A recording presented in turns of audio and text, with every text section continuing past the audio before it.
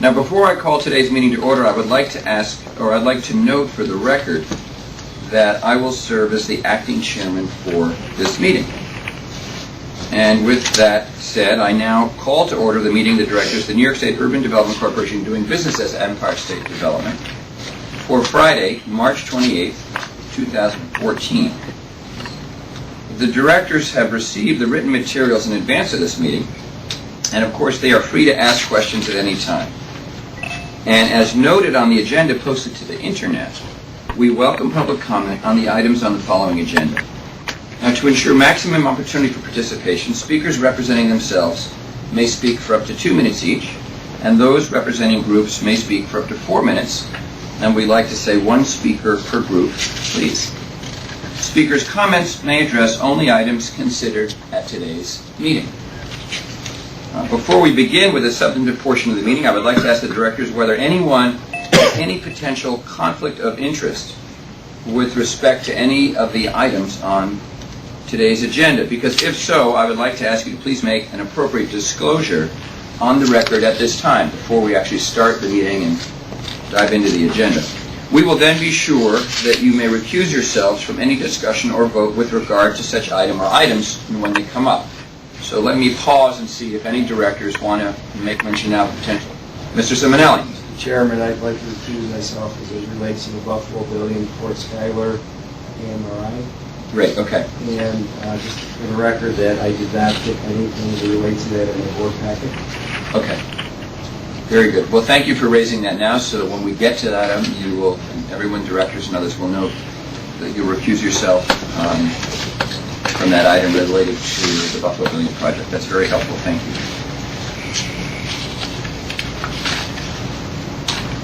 The foregoing having been noted for the record, we'll move on, and I'll ask the directors for a motion, please, to approve the minutes of our February 20th, 2014 directors meeting, our last meeting. Is there a motion? So moved. Thank you. Is there a second? Second. All in favor? Aye. Aye. Any opposed? Hearing no response, then that motion carries, and those minutes of our last meeting are thus adopted.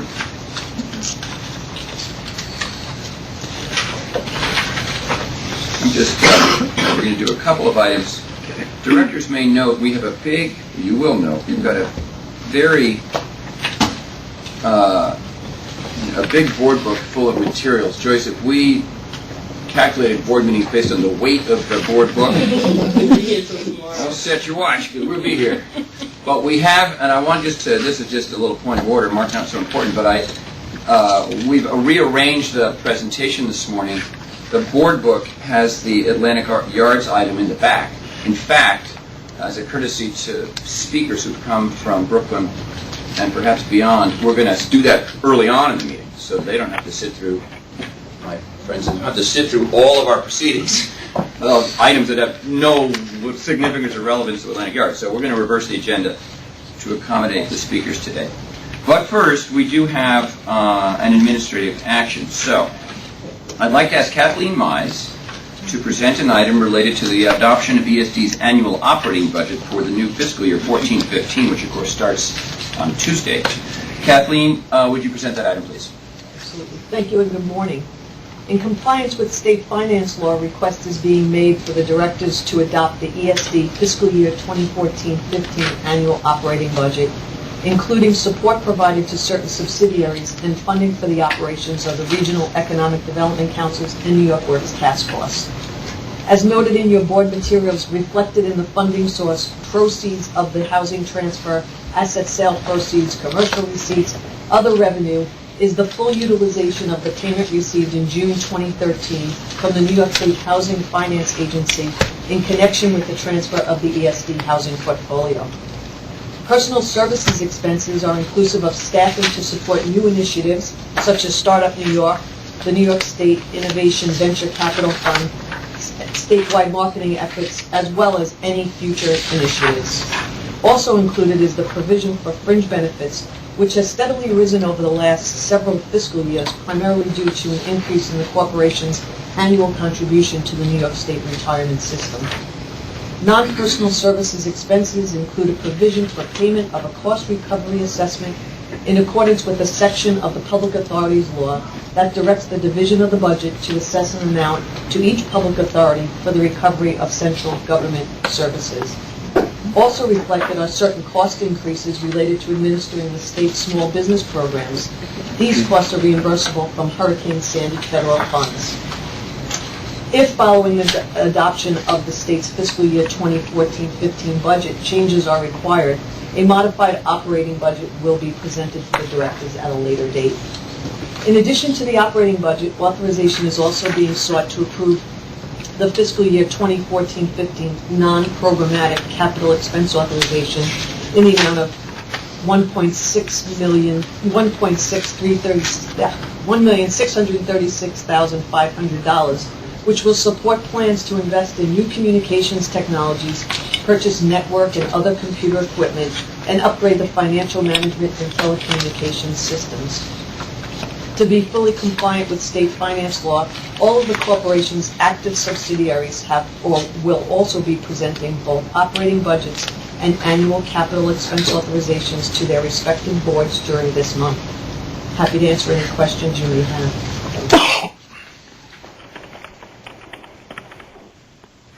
Kathleen, that's very helpful. So just to recap a little bit, the state law requires that we adopt a budget that's effective next Tuesday, new fiscal year, even though, as we sit here this morning, obviously the governor and legislative leaders are working on the new budget. So what you're saying is we adopt it based on what we know at this time, Correct. a set of assumptions, Yes. and then board action might be required if changes are to be made as a result of the ultimate budget enacted by the legislature. That is correct. Okay. That makes sense, everybody? Very good. Any questions from directors with regard to this item? Any comments from the public with regard to this item? If not, then I'll entertain, please, a motion for its approval. So moved. Thank you, Joyce. Second. Thank you, Anthony. All in favor? Aye. Any opposed? Hearing no opposition, motion carries. Kathleen, thank you for that presentation, and we can only hope that now the complete state budget gets enacted and our ESD budget accurately sort of reflects that, and we don't have to make any changes. Very good. So now, again, we're going to make a shift, and directors, you'll have to go to the back of the book for this item, because we're going to shift the agenda to accommodate our guest this morning. As you know, for the last, it's almost a year, Paul, right? Almost, right? Paula Roy has been our ESD senior staff person responsible for the Atlantic Yards project, and so she's going to make this presentation. Paula, in fact, is going to present the Atlantic Yards Land Use Improvement and Civic Project item for directors' consideration. And Paula, you will make the presentation, and then we'll have an opportunity for people to speak. Good morning. Okay. Good morning. The item is 5A in your board book.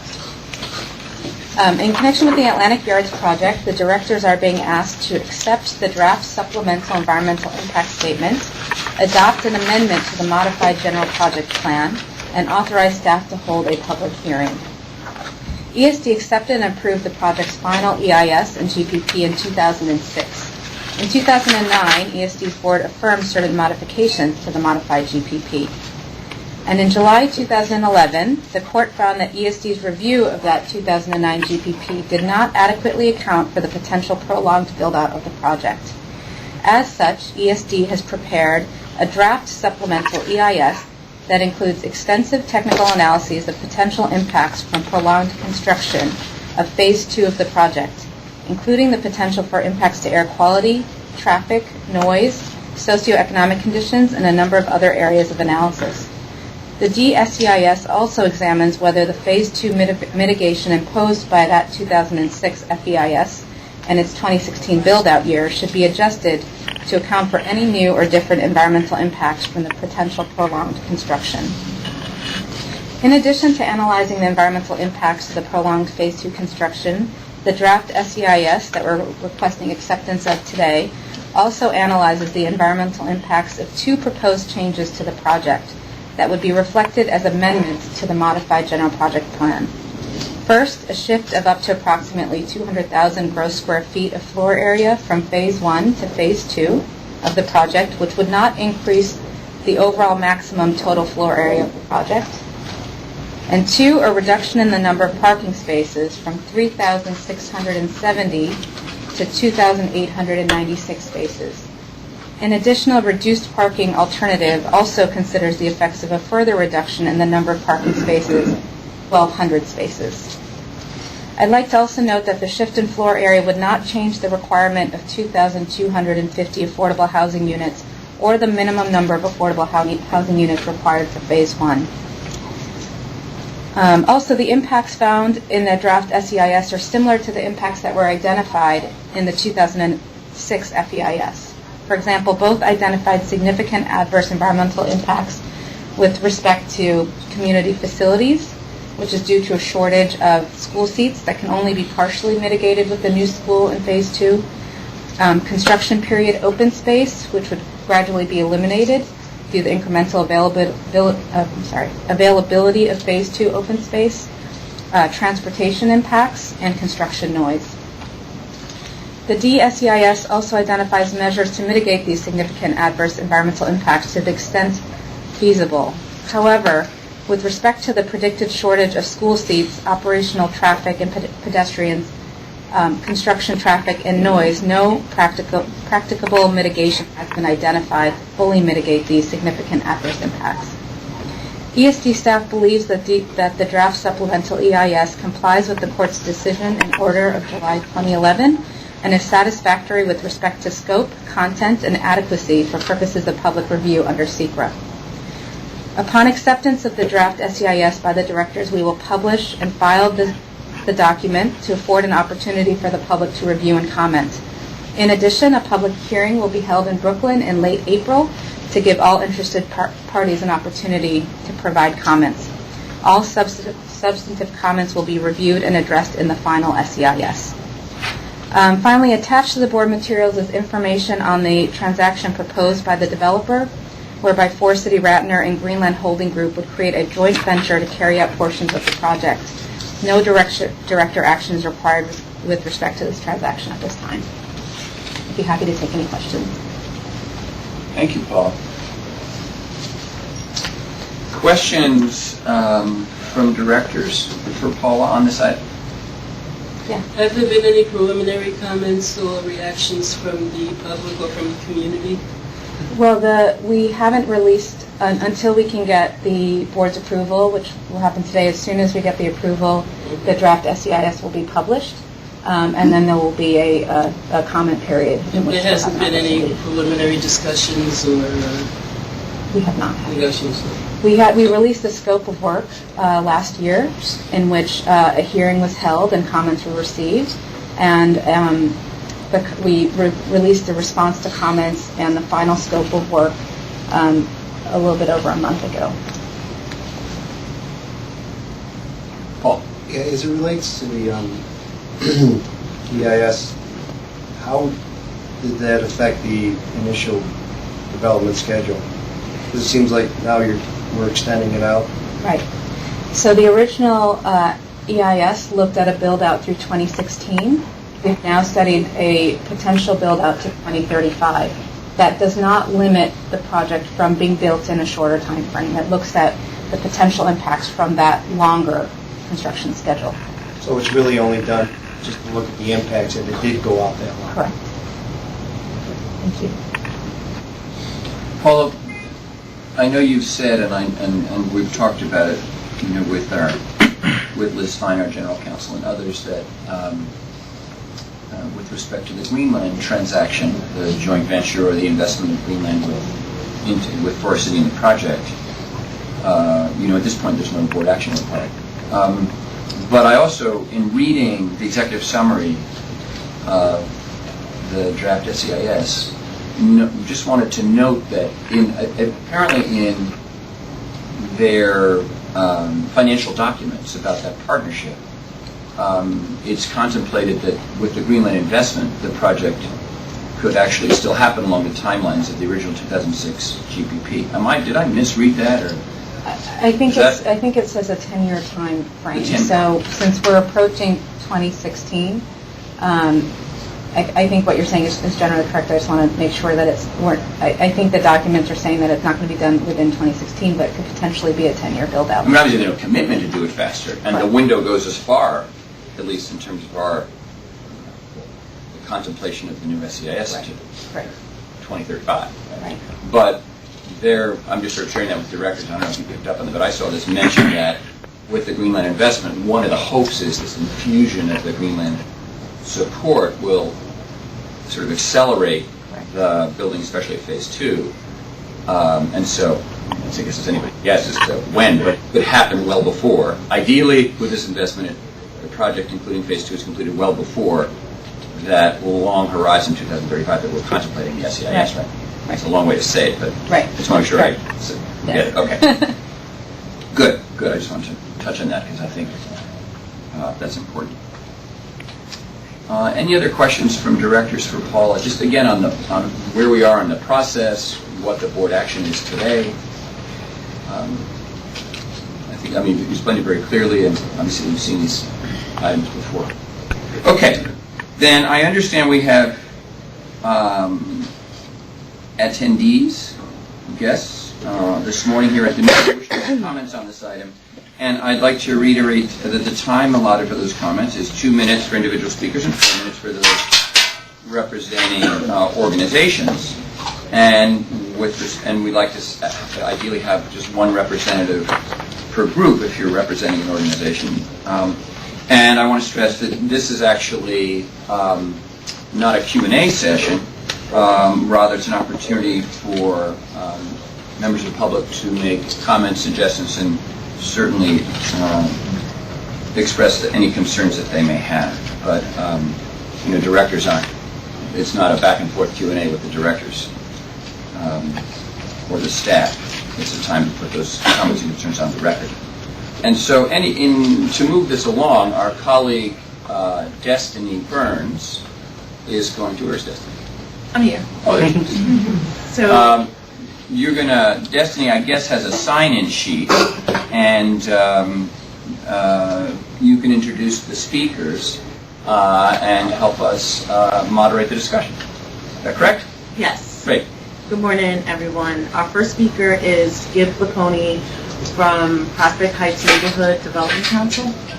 Great. And Destiny, before we start, and I don't want to do this for every single... Gib, please sit down. I think it's only... Sit over at the end of the table, so we can see it. No, if the podium was here for Oh, speakers. Oh, well, you have a podium. Yeah. Oh, I didn't see it. Pardon me. Well, you sit wherever you like and speak from the podium if you please. So that's great. My understanding is I'm supposed to stand at the podium. All right. I'm sorry. I got the logistics all wrong. But Gib, before you start, and I again want to do this with you as the first speaker, but since the protocol suggests that you introduce yourself and we've just introduced you, it's only fair that you know who we are. And so, Paul, why don't we just quickly go around the table so the speakers know who is at this table and to whom you're speaking. Right? So, nice to see you, Gib. I'm Ken Adams, President CEO of ESD. Paul? Director Paul Simonelli. Liz Fine, General Counsel. Kathleen Mize, Controller. Rob Godley, Treasurer. Given Paula Roy. Edwin Lee, Loans and Grants. Glenn McCleary, Loans and Grants. Dave Salley, Broadband Program Office. Joyce Smith, Small Business. Mary Samuel, Small Business. Susan Schaefer, Loans and Grant. Joe Chan, Real Estate. Meghabul Patel, Chief of Staff. Anthony Albanese, Director. Joyce Miller, Director. Thank you. Thank you. Well, thank you all very much. As Mr. Adams mentioned, my name is Gib Lacconi, and I'm the Treasurer of the Prospect Heights Neighborhood Development Council.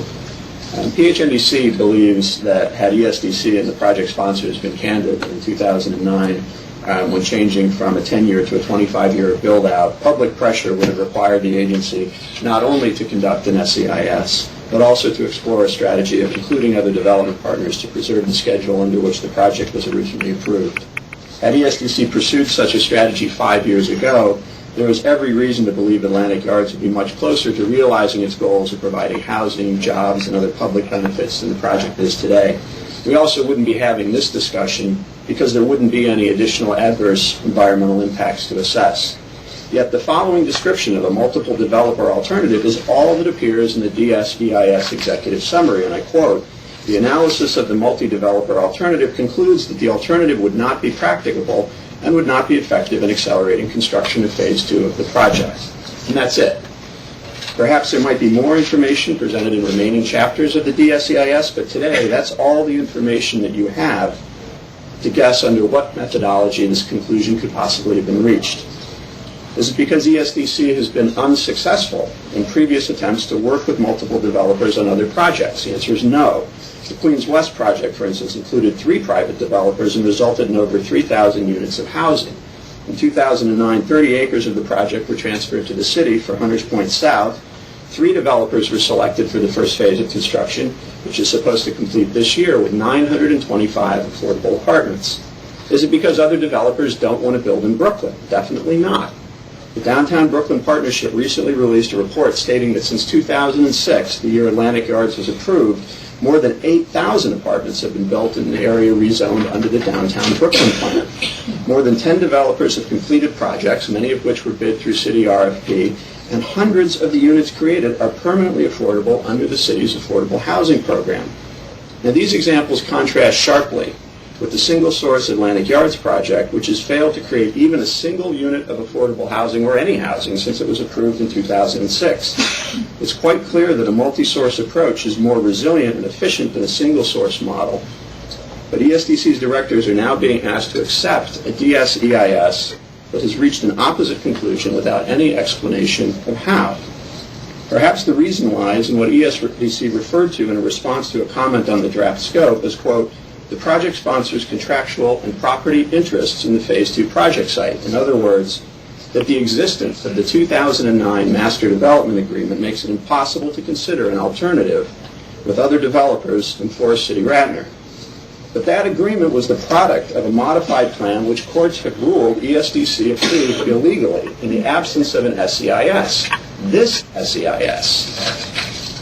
And that would be to say that ESDC's past failure to produce an SEIS now justifies an incomplete analysis in response to the court order. And let's not please confuse the pending Greenland transaction with the multiple developer strategy. After Forest City forms a joint venture with Greenland Holdings, Atlantic Yards will still be a single-source development project, but under the control of a partner exposed to one of the world's most volatile economies. The DSEIS states that the joint venture intends to complete the project in a time frame similar to that under which it was originally approved, but again, no details have been provided in your board book. Why doesn't the proposed amendment to the MGPP include this new revised project schedule? Your acceptance now of the DSEIS will further enshrine an unprecedented and failed franchise that ESDC has provided to a single-source developer of the Atlantic Yards project, pushing its goals even farther out of the orbit of ESDC's control. The directors must reject the DSEIS as presented and insist that a full analysis of development options to which the public would have had access in 2009 is now at last prepared. Thank you. Thank you, Gib. Can we have a written comment? If she wants something.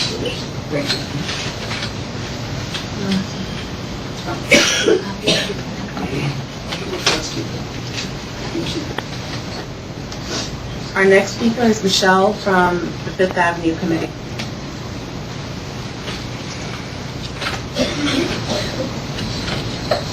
Good morning, everybody. My name is Michelle Bowes, and I'm the Executive Director of the Fifth Avenue Committee. I appreciate the opportunity to testify today.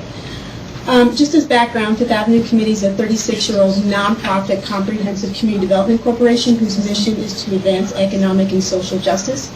And we do that through a number of programs and means, including building and managing affordable housing, and also preventing hundreds of evictions every year caused by displacement pressures. Fifth Avenue Committee has been concerned about the lack of accountability of the Atlantic Yards project since its inception more than 10 years ago, and we're one of the plaintiffs in the SEIS lawsuit. Today you're being asked to accept the draft supplemental environmental impact statement, and I want to make the ESD board aware of the impact of the delay of the affordable housing at Atlantic Yards on the socioeconomic conditions in the area since your consultants specifically indicated they were not going to study it. As you know, over 1,900 of the 2,250 units of affordable housing, by far the biggest public benefit that's promised in the eyes of many residents, is in Phase 2 of the project. ESD's allowing that much needed affordable housing to be delayed more than 20 years has a dramatic impact on local residents, in particular African American residents, who otherwise would be eligible for the affordable housing lotteries if the housing were to be built here. Gentrification and displacement pressures in Community Boards 2, 3, 6, and 8 have increased to alarming levels recently, partly due to Atlantic Yards being approved and the area being built, and the arena being built. The draft SAS acknowledges the increase in rents. The affordable housing at Atlantic Yards will be subject to affordable housing lotteries, and residents in Community Boards 2, 3, 6, and 8 would receive preference. The racial makeup of Community Boards 2, 3, 6, and 8 is changing dramatically. African Americans were the majority in at least 2 of those community boards and are projected to be a minority of the population as time goes by. Therefore, a delay in the provision of affordable housing at Atlantic Yards has a disproportionate impact on African Americans, and your consultants have advised you that they are not going to study that impact in the SCIS.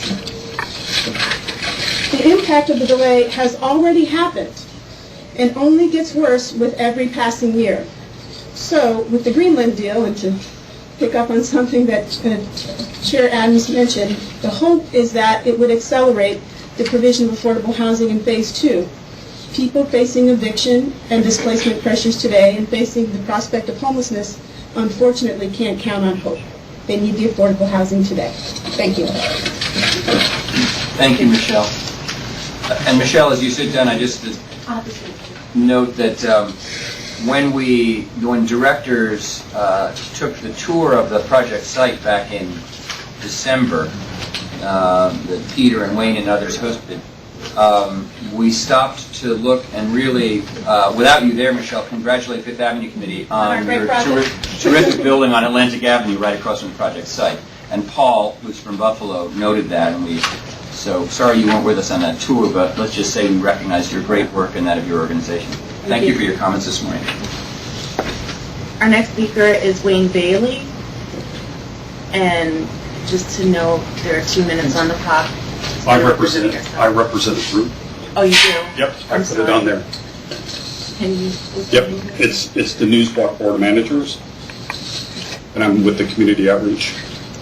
Wayne, I'm not cutting you off. Well, you know that this is torture, Ken. This is just a general overview, and I'm going to speak about construction impacts. The DSEIS, like the FEIS, assumes that the state provides adequate oversight to ensure the developer and contractor's compliance with applicable laws, regulations, and building codes, as well as the Memorandum of Environmental Commitments. History has shown that this is not the case. Here's a very, very general overview of the construction oversight that has been in place to understand the construction impacts and to protect those of us who live in the project footprint. The first thing is it's training of the construction workers and mitigation measures. That's the first line of defense against the violations of the MEC. Despite the emphasis on training, actions of the individual construction workers have been a prime source of our complaints. Illegal parking, illegal idling, driving down the wrong way, standing while spewing dirt and dust in the air, failure to cover loose materials, noisy equipment all night long, not just during construction hours, all night long, with the lights being on, and just general chaos at times. An on-site environmental monitor, OEM, was established to ensure compliance with the environmental commitments during construction. According to the CAQM, the person would be a full-time Forest City Rattler employee who is a qualified field engineer who will be on-site or in the site construction office at all times during the work days. The ESDC is responsible for both sponsoring the development and overseeing construction. In 2007, the ESDC implemented actions designed to increase oversight and improve the flow of information on the project. This included designating a person or consultant team to represent the ESDC in monitoring construction activities, coordinating with construction teams and the city and the state agencies, keeping the ESDC appraised of substantive issues, and holding regular meetings with the local elected officials. Their protocols do not appear to provide them full knowledge of the MEC violations as well as actions to mitigate them, particularly in the case where the OEM was also unaware of the incidences. Because city agencies have no authority on MTA property, when we call 311, calls made about construction located there often remain unresolved because the MTA oversees construction and work in the Long Island Railroad property. In May 2007, the ESDC announced it would hire a full-time liaison between the ESDC and elected community officials and community representatives and the general public. The ombudsman would ensure that the residents would remain in the loop and that the community concerns receive proper attention. Following a delay of 8 months, an ombudsman was hired, but his potential often seemed constrained by his situation because of his position had a little authority or decision-making capability within the ESDC. Despite his availability, he was often frustrated by his inability to resolve problems in a way that was satisfactory to the community.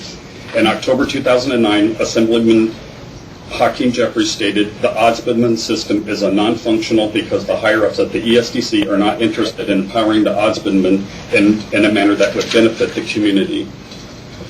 Per the MEC, the Forest City Ratner is required to have an on-site construction coordinator to function as a liaison between Forest City Ratner and the community with respect to construction-related issues.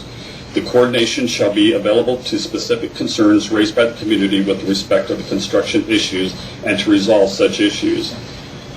I believe the state has lost confidence of the community in relation to the way it oversees the construction impacts. We hope that you will work with us to revise the oversight so that environmental impacts of constructions are correctly understood and minimized. Thank you. Wayne, thank you. That's very helpful. Justin, I just have a technical question. Do the speakers submit their comments in writing so we have it in writing? I don't know. Okay, good. Yeah, thank you. Thanks, Mary. I think we should if we can.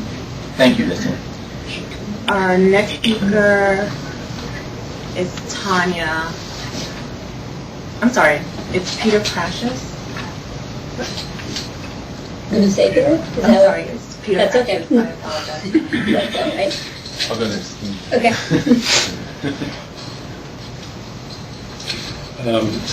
So first up, Destiny Burns and Peter Crashes have our sentence together.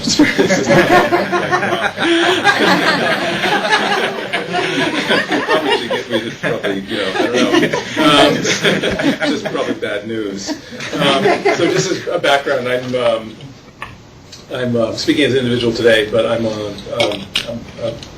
part of the Dean Street Block Association. I'm an individual petitioner on the SEIS litigation. I'm on the board of Prospect Heights Development Council with GIP. We're here today because in 2009, as at each juncture in this project's planning and approval stages, the state does not have the level of knowledge necessary or the curiosity to assess the range of choices available to the public. As a result, the state only finds the route that benefits Forest City Ratner the most. At the time of the original project approval in 2006, the state and city both provided subsidies and a large 22-acre project site to Forest City Ratner based on the value of the project, assuming a 10-year build-out time frame. At the time, Forest City Ratner was misleading the public about the ability to develop the project in 10 years. The subsidies needed to deliver the affordable housing at the pace and quality promised were not available. The platform over the rail yard was not included in the project's financial estimates, as far as we know. And in fact, the project's second phase was just penciled in, not backed up by plans. Although the project was promised within 10 years, there was no enforceable timetable for it to be completed at any date. I've detailed to the board before how in 2008, the Block Association I'm part of sat at this table with Community Board 8 and another Block Association with Marianne, Martin, and Jane, Marshall over there, and Forest City Ratner told us with the support of Abhishek and his staff that the project was going to be built in 10 years, so no further mitigations were necessary. Only the community in the room seemed aware the principal benefit, purpose, and use of the project is to eliminate designated blight. A year later, Bruce Ratner told the public it was never supposed to be the time we were supposed to build it in. If so, how come the value of the project was assessed as it was in 2006? The 2009, if anything, the assumptions inherent in the MGTP approval were even more questionable than in 2006. 4C Ratner was in poor economic condition, and the problems at the heart of the development still existed. An overpromise of affordable housing with existing subsidies, and the rail yard platform was still unaffordable. Construction costs were too high overall. At the instigation, we just have No, that's okay, Peter. Continue. Take it on. At the instigation of the developer, the state simply changed the project agreements to enable building the most profitable portions to be built first and slowed down property control of the rail yard in order to improve their flexibility. In the meantime, they and you claimed in court the anticipated time frame is essentially still 10 years, and the project agreements maintain 4th Street Ratner's lock on the entire project site.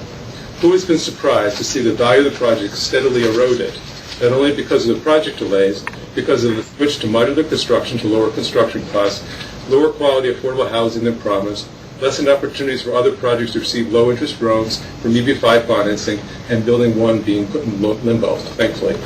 So here we are, 9 years, yes, I'm almost done, 9 years, yes, demolition began on Block 9 years ago, and has been taking place in one form or another every year since, into the construction of a project the public was told would take 10 years, and you're releasing an SES that took 4.5 years to write. Was it delayed because it takes 4.5 years to write a document like this? Or is it because 4C Ratner wanted to get his ducks in a row? What is clear to us is that the state is prepared to place the risk for this project on the community and the public, both in terms of project benefits and the project's environmental impacts, while putting the priority on the current developer's interests. Thank you. Thank you, Peter. Our last speaker is Tanya. Sorry about before. There's two of them. That's okay. My name is Tanya. I am just a public resident. I have a block from Atlantic Yards. I'm not a very good public speaker, so I apologize. But I have a 2-year-old. And I can't think of him growing up until he goes to college next to an irresponsible neighbor. Just simply disregards all of the laws that's on the books, while the city just allows everything to happen. Again, I'm not a very good public speaker, so I apologize. I'm very emotional. But my kid is not the only kid. And this project is just not one block. So, while Atlantic Yards may have a lot of money, we have a lot of power. And everyone in this room, sitting around this table, have failed the neighborhood. That's all I have to say. I don't need 2 minutes. But you guys have really lost the confidence of the people. Atlantic Yards Radna has brought you guys up. It's very disappointing. I've lived in New York for 14 years. I'm now a stranger to noise or pollution. But what is going on around our neighborhood right now is despicable. Very disappointing.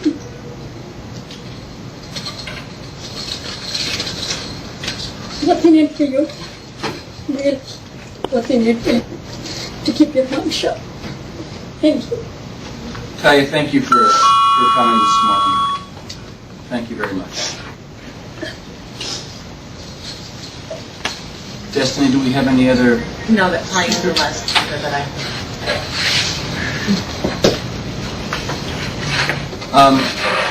Peter, Gibb, Wayne. Hey, Peter. Oh.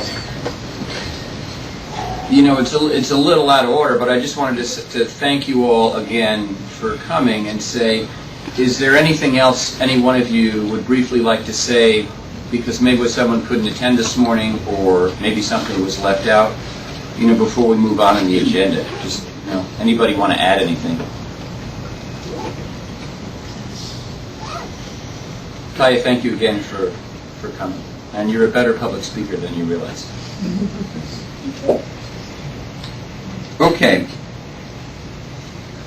If there are no further comments from the public, I'll entertain a motion from a director for the approval of this item, please. Thank you, Paul. Is there a second? Anthony seconded. All in favor? Aye. Aye. Aye, but with reservations. I think, I would like that to suggest that the directors be periodically given an update of progress here and the situation regarding the community. That's a very good point, Joyce. We can certainly sort of come up with some new reports and do another tour perhaps, and Paula, we can work on getting more information on a more frequent basis, not just to Director Miller, because I know she meets to all the directors, including several who are not, a couple who are here today. Right. Okay. Is there any directors, is anyone in opposition to the motion? So hearing no opposition, the motion carries. And we'll move on. Thank you very much. Thank you, Paula, for the presentation. Very well done. The motion's approved, and we're going to move on to the rest of the agenda this morning, which is a big and lengthy piece of work. Take a moment to get organized here, and we'll move ahead.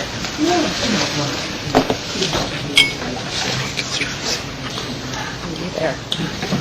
I'm over there. Somehow we didn't put this on my schedule.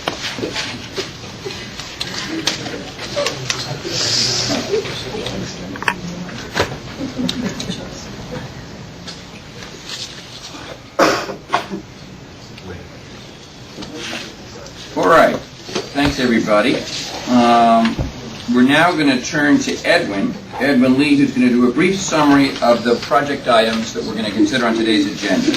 And after he provides a summary, we'll call on the individual regional directors and project originators or their representatives to present project items from their respective regions. Good morning, Edwin. Good morning. Today the directors requested to consider funding for 25 discretionary projects, including one Downstate Revitalization Fund grant for $1 million, one Economic Development Purposes Fund grant for $1 million, one Empire State Economic Development Fund grant for $100,000, three Entrepreneurial Assistance Program grants totaling $222,621, and 19 Community Development Financial Institution Assistance Program grants totaling $1,495,000. In addition, this month's presentations will include 3 Buffalo Billion Initiative projects, as well as 7 Regional Council Award projects, including one Empire State Economic Development Fund grant for $120,000, 4 Regional Council Capital Fund grants totaling $4.15 million, and 2 Connect New York program grants for $232,000. These 35 projects in total will take place across 8 New York State regions and will leverage over $1.7 billion of additional investment, retain 1,375 jobs, and create 32 jobs in the state. Thank you. All right, very good. Thank you for that summary, Edwin. We'll start with Andrea Lonice in our Long Island office. She, as everyone knows, is the director of our Long Island Regional Office, and she's got to present the Downtown Patchogue Redevelopers Capital Grant item for our consideration. Good morning, Andrea. Good morning. Thank you, Kenneth. The board is asked to approve a Downstate Revitalization Fund grant of $1 million to the developer of a mixed-use, transit-oriented development in the village of Patchogue. The overall project involves construction of 291 rental units, 67 of which are defined as workforce and will be made available to persons in the 80 to 85% AMI range at a discounted rent. 28,400 square feet of retail and office space on a 3.2-acre site, previously occupied by a shuttered department store and a historical library building.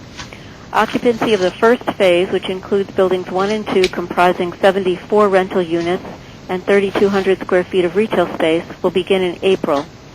The 1908 Carnegie Library building has been relocated to an alternative site a few blocks away in the village for reuse by the Patchogue Medford Library, and the rental apartments in the first 2 of the 5 buildings are 20% leased. The project was awarded in 2009 based on its anticipated impact on the village's overall revitalization effort and strong support from the village. The project and a restore-funded project located adjacent at 31 Main Street have transformed this area of downtown and will contribute significantly to the dire need for rental housing in Suffolk County. While the project predates the Regional Council initiative, the Long Island Strategic Plan places great emphasis on the need for downtown revitalization, upgraded sewer infrastructure to support increased densities, retail and destination uses in downtowns, transportation-oriented development, and specifically the creation of new affordable housing opportunities for young people, empty nesters, and low-income households. The project is expected to create over 200 full-time jobs and has provided over 800 construction jobs. The project is supported by the Long Island Regional Economic Development Council, and board approval is requested.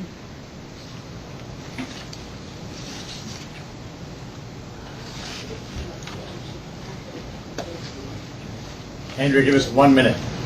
No, 30 seconds. Very good. Director Miller. Andrea, thank you. You'll forgive me for stepping out to follow up on something because you were kind enough to give me a tour of this project last summer, and I at least personally know it very well. I can certainly vouch for it. Are there any questions or comments for directors with regard to the item as just presented by Andrea? Any comments from the public regarding this item? If not, I'll entertain a motion for its approval. So moved. Is there a second? Second. All in favor? Aye. Aye. Any opposition? Sounds like no. So, Andrew, congratulations. And thank you very much for presenting this important item to us this morning. Thank you. Okay, terrific. We're now going to turn to Amy, Amy Vargas, the Director of ESD's Mid-Hudson Regional Office. She is going to present the Crystal Run Healthcare Economic Development Purposes Fund grant item for our consideration. Good morning, Amy. Good morning, everyone. Good morning, Kenneth. This morning, we are asking the board to approve a grant of up to $1 million to be used for the land acquisition, machinery, and equipment on this specific project, which is in the town of Wallkill in Orange County. The Crystal Run Healthcare Facility is a physician-owned multi-specialty group that provides primary care and subspecialty medical services in the Mid-Hudson Valley. It currently includes 250 physicians in 40 different specialties and 15 different locations throughout the Hudson Valley, and is actually one of our primary employers in the region. In July of 2012, Crystal Run approached ESD for assistance with the purchase of the parcel in the town of Wallkill. They had considered moving all of their back office operations to North Carolina, and instead we were able to provide them this incentive award. The total project cost here is $13.7 million. Their current employment has actually exceeded the retention, which was the basis of the award. So their current employment is 1,528, and the required amount was 1,189. This morning, again, we asked for the board to approve the grant up to $1 million for this project. Thank you. Amy, thank you very much. Any questions or comments for directors with regard to the item as presented by Amy? Any comments from the public on the matter? If not, I'll entertain a motion for approval. Moved. Thank you, Anthony. Is there a second? Second. Joyce has seconded. All in favor? Aye. Any opposed? Great. Motion carries. Congratulations, Amy. Terrific project. And also our extended congratulations to the Mid-Hudson Regional Economic Development Council, because obviously this is a high priority project for them, as we know. So good work all around. Thank you. Thank you. Christina Orsi, who runs our Western New York Regional Office, directors know Christina quite well, is here with us this morning to present the Edison Welding Institute Buffalo Billion Initiative item. Christina is going to do that. Is this, Paul, the item from which you want to review it? No, it's the other one. Right. Okay, good. Christina, good morning. Good morning. Thank you. Yes, this is part of the overall Buffalo Billion strategic investment that I've spoken about before. As you know, The governor initiated $1 billion to Buffalo in a state investment that ultimately we expect to leverage over $5 billion in private investment and stimulate development of thousands of jobs around key strategic industries. And one of those key growth areas for us that we're focused on is advanced manufacturing, which even today continues to be the third largest industry sector in the Western New York region. So the first project that I'm seeking approval for is an $800,000 grant to Edison Welding Institute. You previously approved another grant to Edison Welding Institute. They are a nonprofit member-based organization, and their entire mission is focused on assisting manufacturers to improve their operational efficiencies and help them become more competitive and ultimately help manufacturers grow through the use of technology innovation. The previous project that you approved was for EWI to develop a business plan to establish a new manufacturing institute in Western New York. The results of that business plan really shows that this would be a very viable institute. And one of our goals that we asked them was that we want them to create an institute that will be fully sustainable based on private sector membership in contracts within 5 years, which is how they currently operate in their Ohio facility. Phase 2, the $800,000 that I'm seeking your approval for today, provides them with the initial startup capital so that they can begin hiring the Buffalo-based leadership and get their temporary facility, which has already been identified and that you previously approved money to help with the acquisition at 847 Main Street on the Buffalo Niagara Medical Campus. So this piece of the funding will help them get that initial temporary facility up and running and hire the first few key personnel. Again, this institute is intended to be self-sustaining through membership and fee-for-service within 5 years. It'll help local manufacturers through technology innovation become more efficient, and ultimately the goal is to help local manufacturers grow in our region.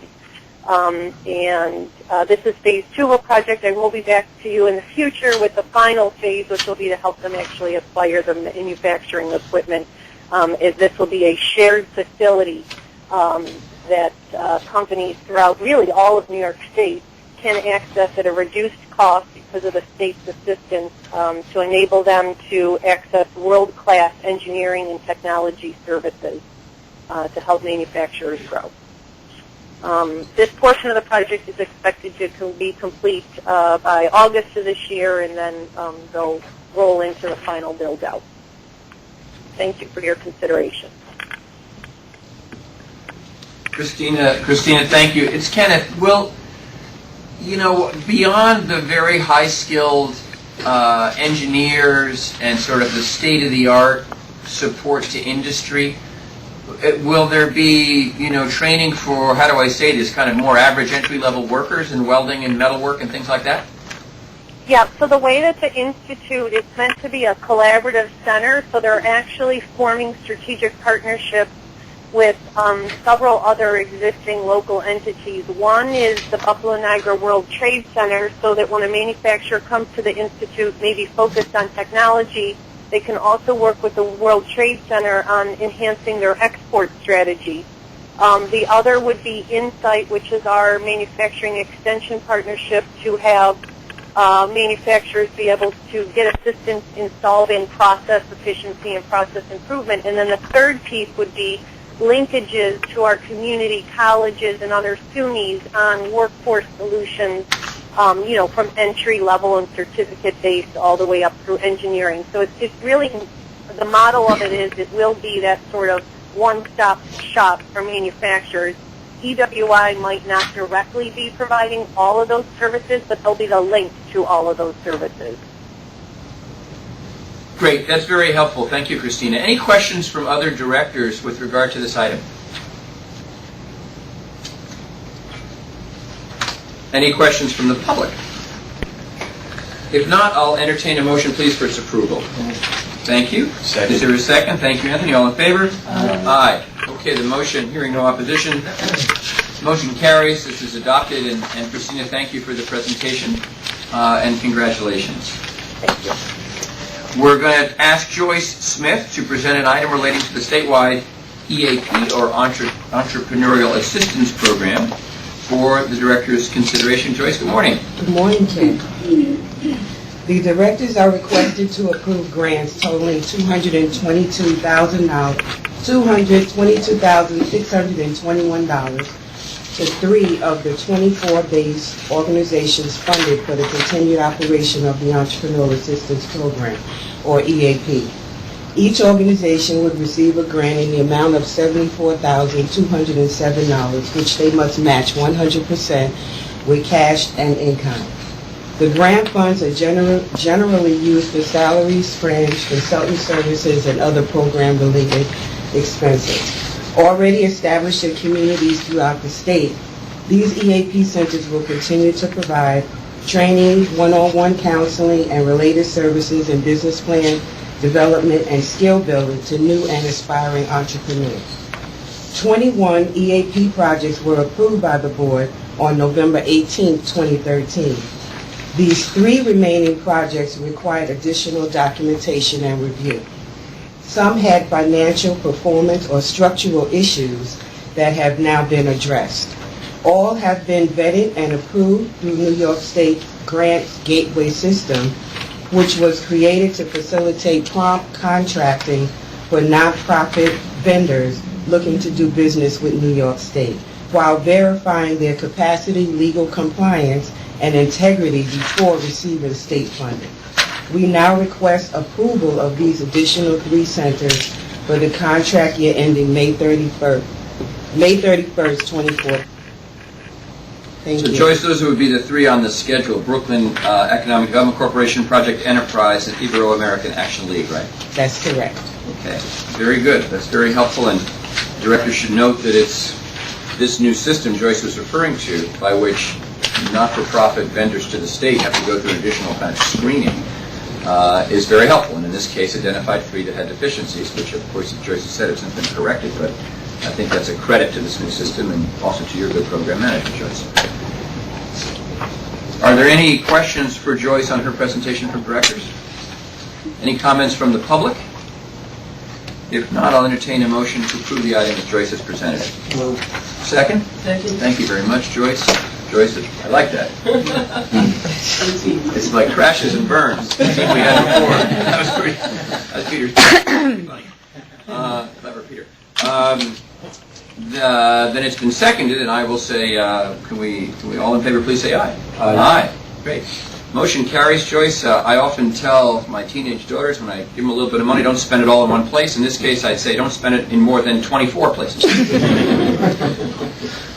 Thank you very much, Joyce. Now we're going to turn to Marion Samuels, who's going to present the Statewide Community Development Financial Institutions, CDFIs, Assistance Program item for Director's consideration. Marion, good morning. Good morning. How are you? Thank you. Fine, thank you. How's my friend Steve Cohen? I see you didn't bring him today. No, I'm standing alone, but that's okay. You're doing it. We're happy to have you. Well, thank you very much. The directors are requested to authorize $1,495,000 in funding for the New York State Community Development Financial Institutions Assistance Program to support financial and technical assistance to minority and women-owned business enterprises, known as MWBEs, and small businesses as well. Since 1994, ESD has provided more than $22 million, an average of $1.6 million per fiscal year, in grants to CDFIs statewide to improve the quality and quantity of services for their communities. CDFI organizations attempt to bridge a service delivery gap in assisting MWBEs and small businesses that are unable to secure traditional finance. CDFIs reported over the last reporting year $60 million in loans to approximately 15,000 businesses. Through the last RFP process, ESD, which ESD generally responds by offering individual organizations to apply as individual applicants. This year, we encouraged organizations to develop partnerships in an effort to strengthen their capacity of service.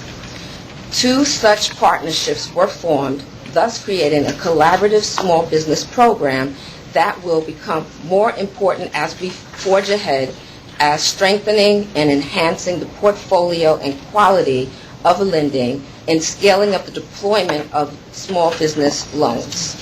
Today's request is to authorize grants to 19 of 22 applicants.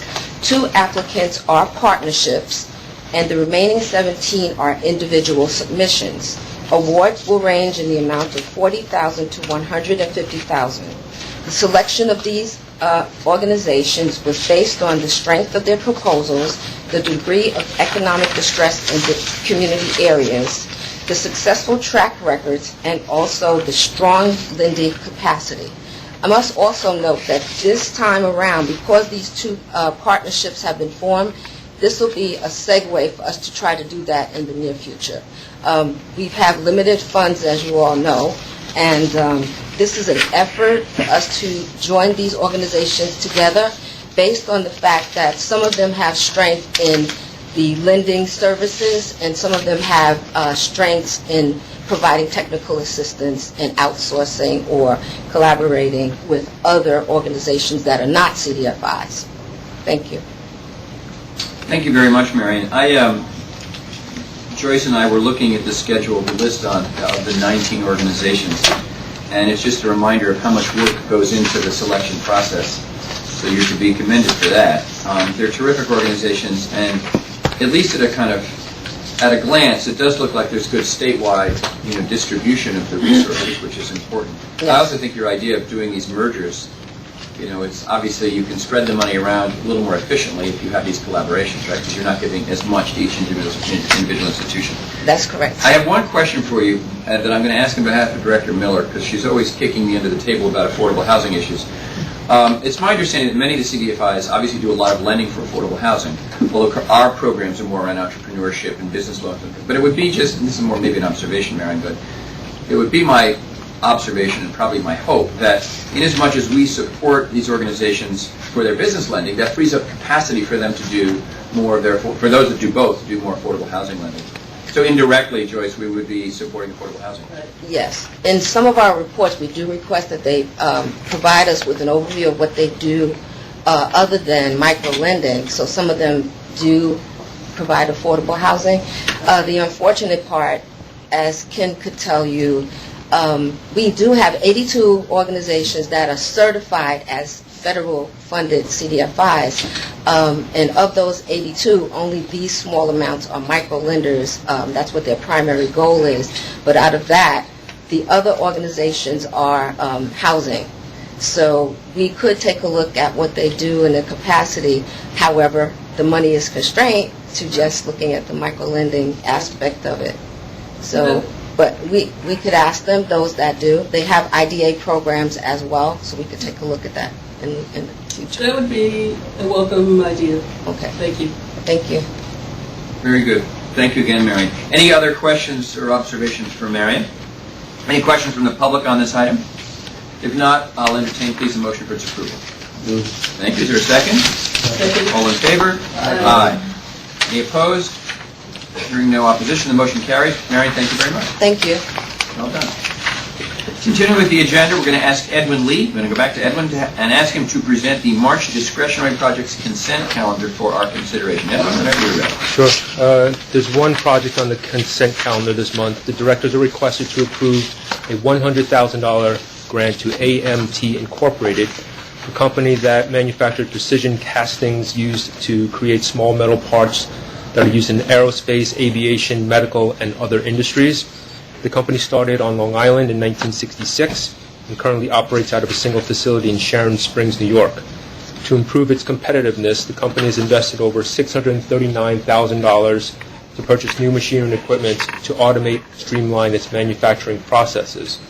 All equipment has been installed, and the company was fully operational in October 2012. The company will retain 29 jobs and has committed to creating 10 jobs. 4 of those jobs have already been created. Thank you. Edwin, thank you very much. Any questions or comments from directors on this item? We discussed this in our board prep session 2 weeks ago, and it's a very important New York State company, an important area of specialty metalworks and manufacturing. Good project. Any comments from the public on that? If not, I'll entertain a motion for approval. Motion. Thank you. Is there a second? Second. Thank you very much. All in favor? Aye. Any opposition? Hearing none, motion carries. Edwin, thank you very much. We're going to go back to Western New York and to Buffalo, where Liz Fine was just the other day. And Maria, I would add. To check in on Christina Orsi yet one more time, who's going to present 2 additional Buffalo Billion Initiative items. We're going to vote after each item is presented. And Christina, you're going to start with the Riverbend Park item, and I think these are the items from which Mr. Simonelli is going to recuse himself, correct? You'll see when you get there. Okay. Hi, Christina. Hi. Okay. So again, these are part of the overall Buffalo Billion projects and plans that, as I've said, are really built around regional assets in key industry sectors. These 2 Buffalo Billion projects are based on the successful model created by the SUNY College of Nanoscale Science and Engineering, where they invest in state-owned facility and equipment as a shared platform for private sector companies to be able to access shared research and development and manufacturing services. Of course, this model in Albany really helped create Albany as the center of nanotech and chip fab, and ultimately led to thousands of jobs. The governor is now exporting that successful model to Buffalo in partnership with CNSE. These 2 hubs that I will present will similarly be state-owned facilities and equipment that private sector companies can access to help them enhance their research, development, and manufacturing in Buffalo, spawning the growth, continued growth of 2 key industry sectors, health and life sciences and advanced manufacturing. The hubs are used to develop technology platforms around specific areas like pharmaceutical and renewable energy, with many industry partners collaborating with SUNY to leverage the state-owned facilities and equipment and innovation expertise to really become magnets for economic development. So the first hub that I'm presenting is the Buffalo High Tech Innovation and Commercialization Hub at Riverbend. The ESD directors, I'm requesting to approve a $118 million grant. That's part of a larger $225 million grant request and project, but I'll be back to you with the other piece at a later date.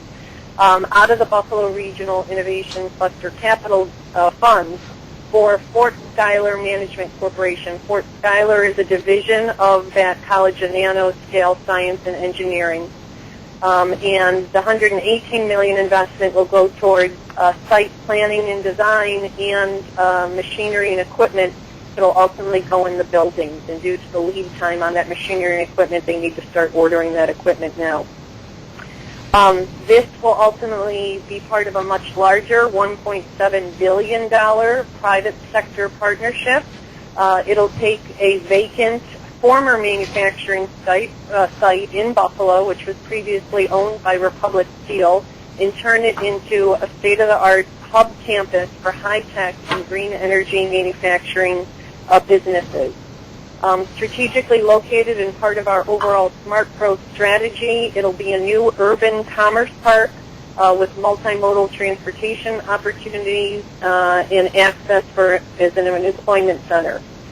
The current project, again, involves the planning and design costs, acquisition of specialized machinery and equipment.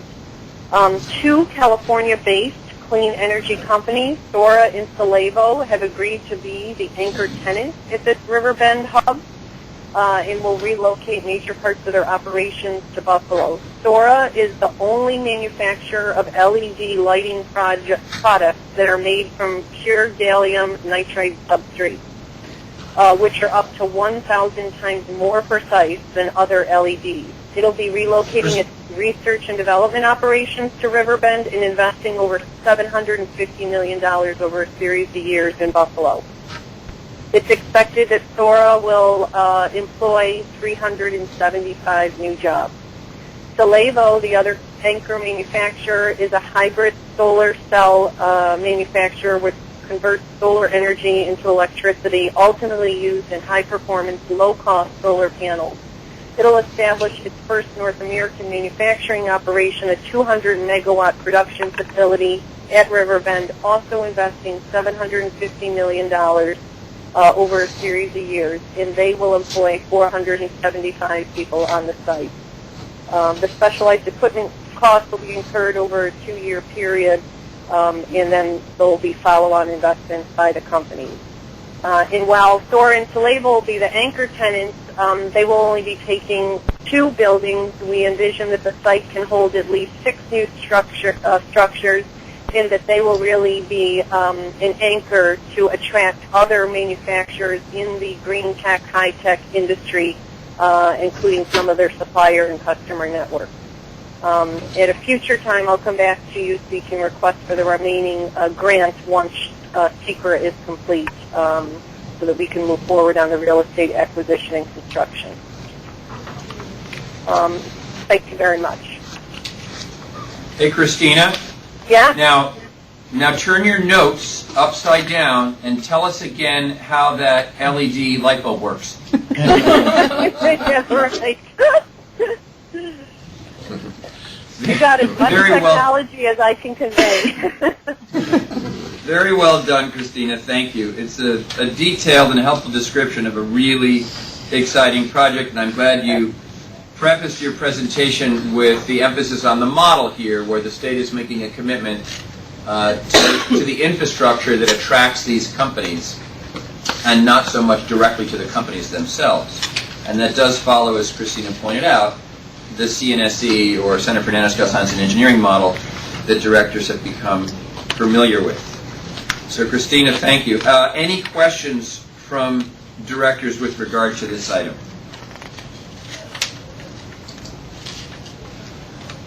Any questions or comments from the public on the matter? If not, I'll entertain a motion for its approval. So moved. Is there a second? Second. All in favor? Aye. Aye. Any opposed? Any abstentions? Thank you. Mr. Simonelli should be noted as abstained. Very good. Are we turning now, Eileen, to Ken Tompkins? No. Because in my book I have something else. Christina has a second piece. Yeah. That's AMRI. Absolutely. Yep. Albany Middle-Osceola. Thank you. Thanks. Okay, so I am requesting you to approve a $50 million Buffalo Regional Innovation Cluster Capital Grant, again to Fort Schuyler on behalf of the SUNY College of Nanoscale Science and Engineering. This is for, again, the cost of equipment, real estate acquisition, and build-out costs for a new Buffalo Medical Innovation and Commercialization Hub, which will be located in the new convention building on the Buffalo Niagara Medical Campus. AMRI, a contract research, pharmaceutical research organization, will serve as the anchor tenant in this new hub, and it will be, again, a shared user facility with the facility and equipment being owned by the state to support drug screening, pharmaceutical development, and biotech development.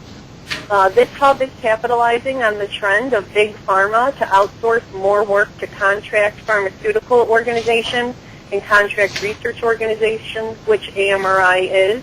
That helps pharmaceuticals reduce their costs and enhance their pipeline of new drug discovery. AMRI does business with many of the big pharma companies, and by the state partnering with a contract research organization, it reduces our risk of partnering with just one pharma company.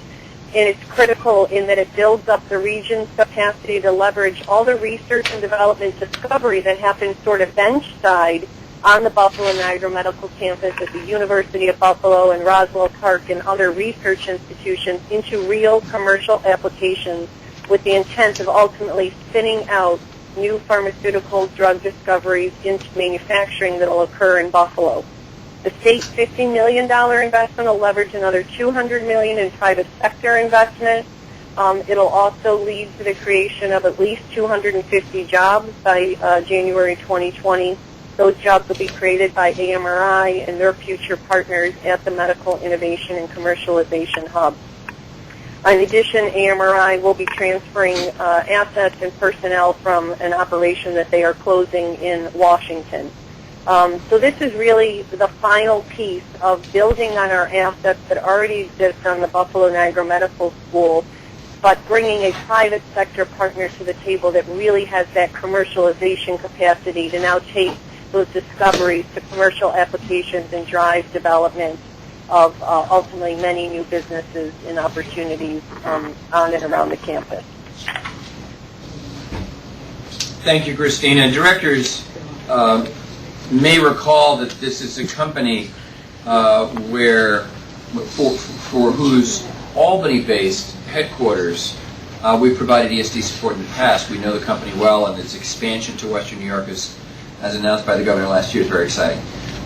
Christina, that's very helpful, and I wonder if any directors have questions for you on this proposal. Well, if not, I'll ask, are there any comments or questions from the public on the matter? If not, I'll ask, please, for a motion for its approval. Moved. Thank you, Anthony. Is there a second? Second. Thank you, Joyce. All in favor? Aye. Aye. Any opposed? Any abstentions? Another abstention by Mr. Simonelli. Thank you. Motion carries. Congratulations, Christina. I'll note, although not in any formal way, that it seems like every time Christina, at least today, when she presents a project, she always says, directors should note I'll be coming back to you in the future for more. How about that? I've just had this trend, Christina, in your presentations. I'll be back. I'll be back until the billion is fully invested. Well, that Director Miller just whispered to me, how are we doing on the billion tonight? So thank you very much, Christina. Congratulations on both these terrific projects. Thank you, and thanks for the support. Yes, exactly. Well, we're going to move from Western New York to the Mohawk Valley to check in with Ken Tompkins, who you all would recall runs our Mohawk Valley Regional Office in Utica. And Ken is going to present the Tryon Technical Park, or Technology Park, Regional Council Award for our consideration. By the way, you can tell in the board book, but now we're heading into the section of today's meeting where we're going to go through a series of projects proposed by our regional offices for the regional councils for us to consider. So we'll start with Ken in the Mohawk Valley. Good morning, Ken.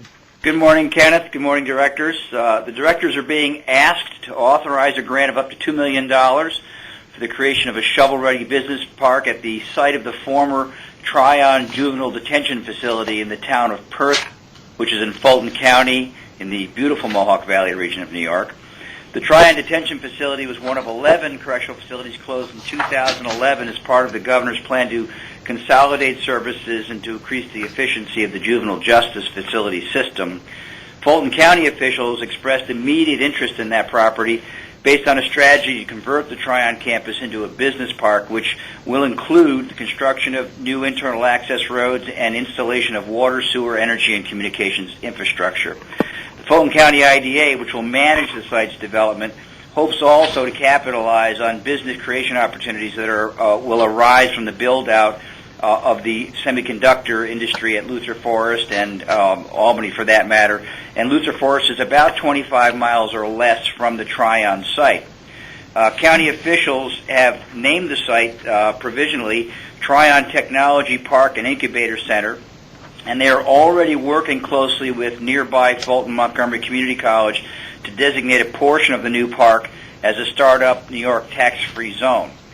The $3.14 million project to convert Tryon to a business park was selected as a priority project by the Mohawk Valley Regional Economic Development Council in the first round of the Consolidated Funding Application Competition.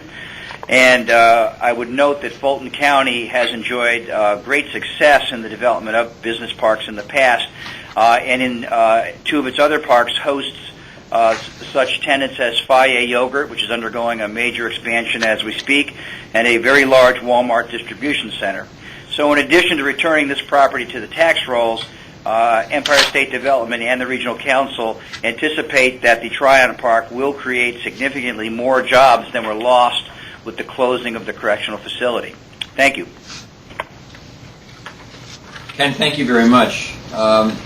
terrific reuse of the Triumph Correctional Facility, and the picture in the board book's very helpful, as they always are. Any questions from directors on the items as Ken has presented? Any questions or comments from the public?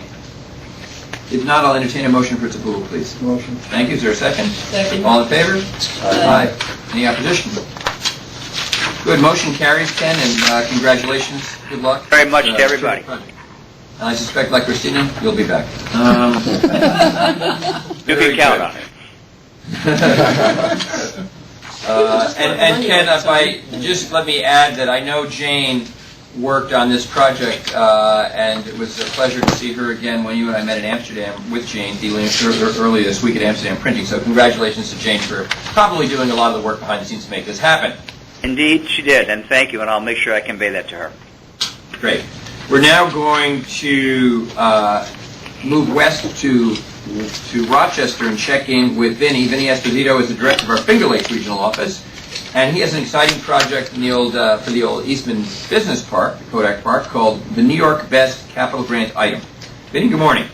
Good morning, Kenneth. Good morning, directors. Thank you for having me on. You are requested to approve today a capital grant of $1 million for the New York Battery and Energy Storage Technology Consortium, also known as New York BEST, for a state-of-the-art equipment to purchase and establish a commercialization center at the Eastman Business Park to create the next generation of batteries and other energy storage devices. New York BEST was incorporated in 2010 to bring together the industry, university, and government partners with expertise in battery and energy storage technology, development, testing, and manufacturing. There are over 120 members of New York BEST representing all facets of energy storage in the industry, spanning every region of New York State and beyond. This project in particular was a Year 1 Finger Lakes Regional Economic Development Council priority project. New York BEST sought a location in New York State for this commercialization center. They needed to move quickly for the industry, and the EBP site, as you may know, is an extremely high priority of the state and regional council by providing the infrastructure needed to establish the laboratory for the prototyping and testing services needed. In Year 1, the regional council approved through New York BEST $3.5 million in total funding, $1 million from ESD and $2.5 million from NYSERDA. Without significant New York State assistance, the project would not have been able to occur. Having these resources in one location allows New York State companies to compete globally and will attract new companies and investment to the region. To date, this project has already attracted 2 energy storage companies to Eastman Business Park, and we are talking to several others. Thank you for your consideration, and I'd be happy to take any questions. Vinny, thank you very much. Any questions or comments from directors on the item that Vinny has presented? General question, just how is the Eastman Business Park doing? It's doing very well, actually. We've had a lot of developments in the last few months since Kodak, which is still the owner, emerged from bankruptcy. We've put to bed some of the main environmental liability issues, and we've filled, in just the past year alone, 12 new companies have moved into the park. So while Kodak's employment continues to decline, there are now over 50 other non-Kodak tenant companies, and that number and interest continues to grow. And just this past week, Kodak officially announced its intention to sell the park, which is an interesting development, not unexpected, and hopefully will be very positive if we can find a buyer that's more committed to reinvesting and redeveloping the park. Interested, Joyce? I wish. You're to be congratulated on it, and I'm glad to hear that it's progressing well. Thank you very much. We've been working hard, and Kenneth and his team have done a great job. Vinny, thanks. Great presentation. Any other questions from directors on this matter? Any questions or comments from the public? I'll ask then for a motion for its approval, please. Is there a second? Second. All in favor? Aye. Any abstentions or opposition? Hearing none, the motion carries, and I'll note, not really marked for the record, that many projects come to our board's consideration with clever acronyms. This one is the best.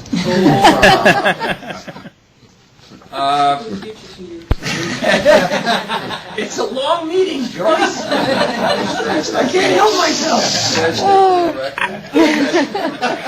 Please. Vinny, thank you. Have a great weekend.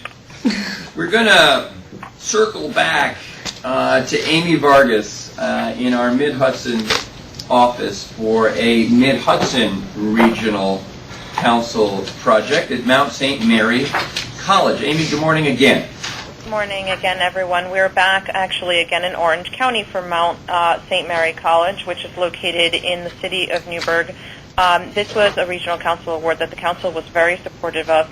This morning, we are asking the board to approve a grant of up to $1 million to be used for a portion of the cost of the construction of the Dominican Center, which is a historic building in the city of Newburgh. And what they wanted to do there was to create a new library and learning center and residence hall to accommodate 156 students. This facility, this Dominican Center, is about 100,000 square feet. And again, the required major interior renovations allowed not just for the residence halls, but also for meeting some of the demands that they are having there on the campus as the campus and the college begins to seek more and more students from throughout the region. Mount St. Mary is an institution of higher learning, as you know, and therefore it's a not-for-profit. This was one of our more, I would say, creative projects within the regional council process. Its initial employment at the time of the incentive proposal was 332, and it created 12 jobs as a result of this project. The total project cost was $26,650,000. Again, we're requesting that the board support and approve the grant of up to $1 million for this project. Thank you. Thank you very much, Amy. Any questions from directors with regard to Amy's presentation for this project? Any questions or comments from the public on the item? I'll ask then for a motion for its approval, please. So moved. Thank you, Joyce. Is there a second? Second. Well, you guys have to flip the coin. Ceded to Anthony. It's been seconded. All in favor? Aye. Any opposed? Any abstentions? Hearing none, motion carries. Amy, this project is approved. Thank you. And we congratulate you, and we thank you. Terrific. We're going to now scoot down to the southern tier, and I suspect to our Binghamton office of the... We kind of have two offices down there, so I don't know where Robin is today. But Robin Alpo is going to present a regional council project from the southern tier, which is called Project Seneca Phase 1. And it's in your board book. Good morning, Robin. Yes, good morning, everyone. Directors are being requested to approve a $150,000 grant to Schuyler County to complete a study to establish a scope of services plan to decommission and out of compliance actually two wastewater treatment plants in Watkins Glen and Montour Falls. A new state-of-the-art wastewater treatment plant will be built to replace both of these plants.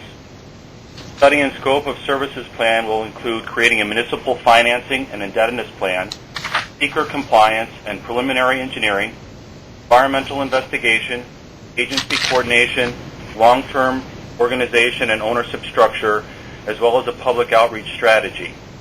Schuyler County applied for these funds through the Round 2 CFA process because the current wastewater treatment sites in Watkins Glen and Montour Falls are unable to comply with environmental regulations. All of these wastewater treatment plants in Watkins Glen will involve redevelopment of the former industrial Seneca Lake waterfront mixed-use recreation amenities area. And that's key to our regional council strategic plan with a focus on waterfront redevelopment opportunities and increased tourism on Seneca Lake. I'd also note that the overall project is about a $30 million investment, and this grant for a study will help pave the way for that. Additionally, wanted to note that Environmental Facilities Corp is intimately involved. They've deemed the project eligible for hardship financing, and they have a representative on their steering committee, as well as Matt Driscoll has also met with that committee. And they regularly seek inputs from EFC staff relative to the Memorandum of Understanding and intermunicipal agreements, bond resolutions, grant applications, and other aspects of the financing process. The total project is expected to be completed by 2016. Thank you. Robin, thank you very much. It's Kenneth. I just have a quick question, which is, what was the industry that was once there that at this point we're now sort of, cleaning up? No industry, Kenneth. The existing wastewater treatment plant in Watkins Glen is right on the waterfront. So when we remove that, it will open up opportunities for future development right on the waterfront. Oh, okay. I'm sorry. You know what? I thought I'm probably confusing it with another site in the Finger Lakes, but I thought that, there was part of this was, sort of prior industrial use. You're saying it's really just the fact that there's a wastewater treatment plant right up against the lake.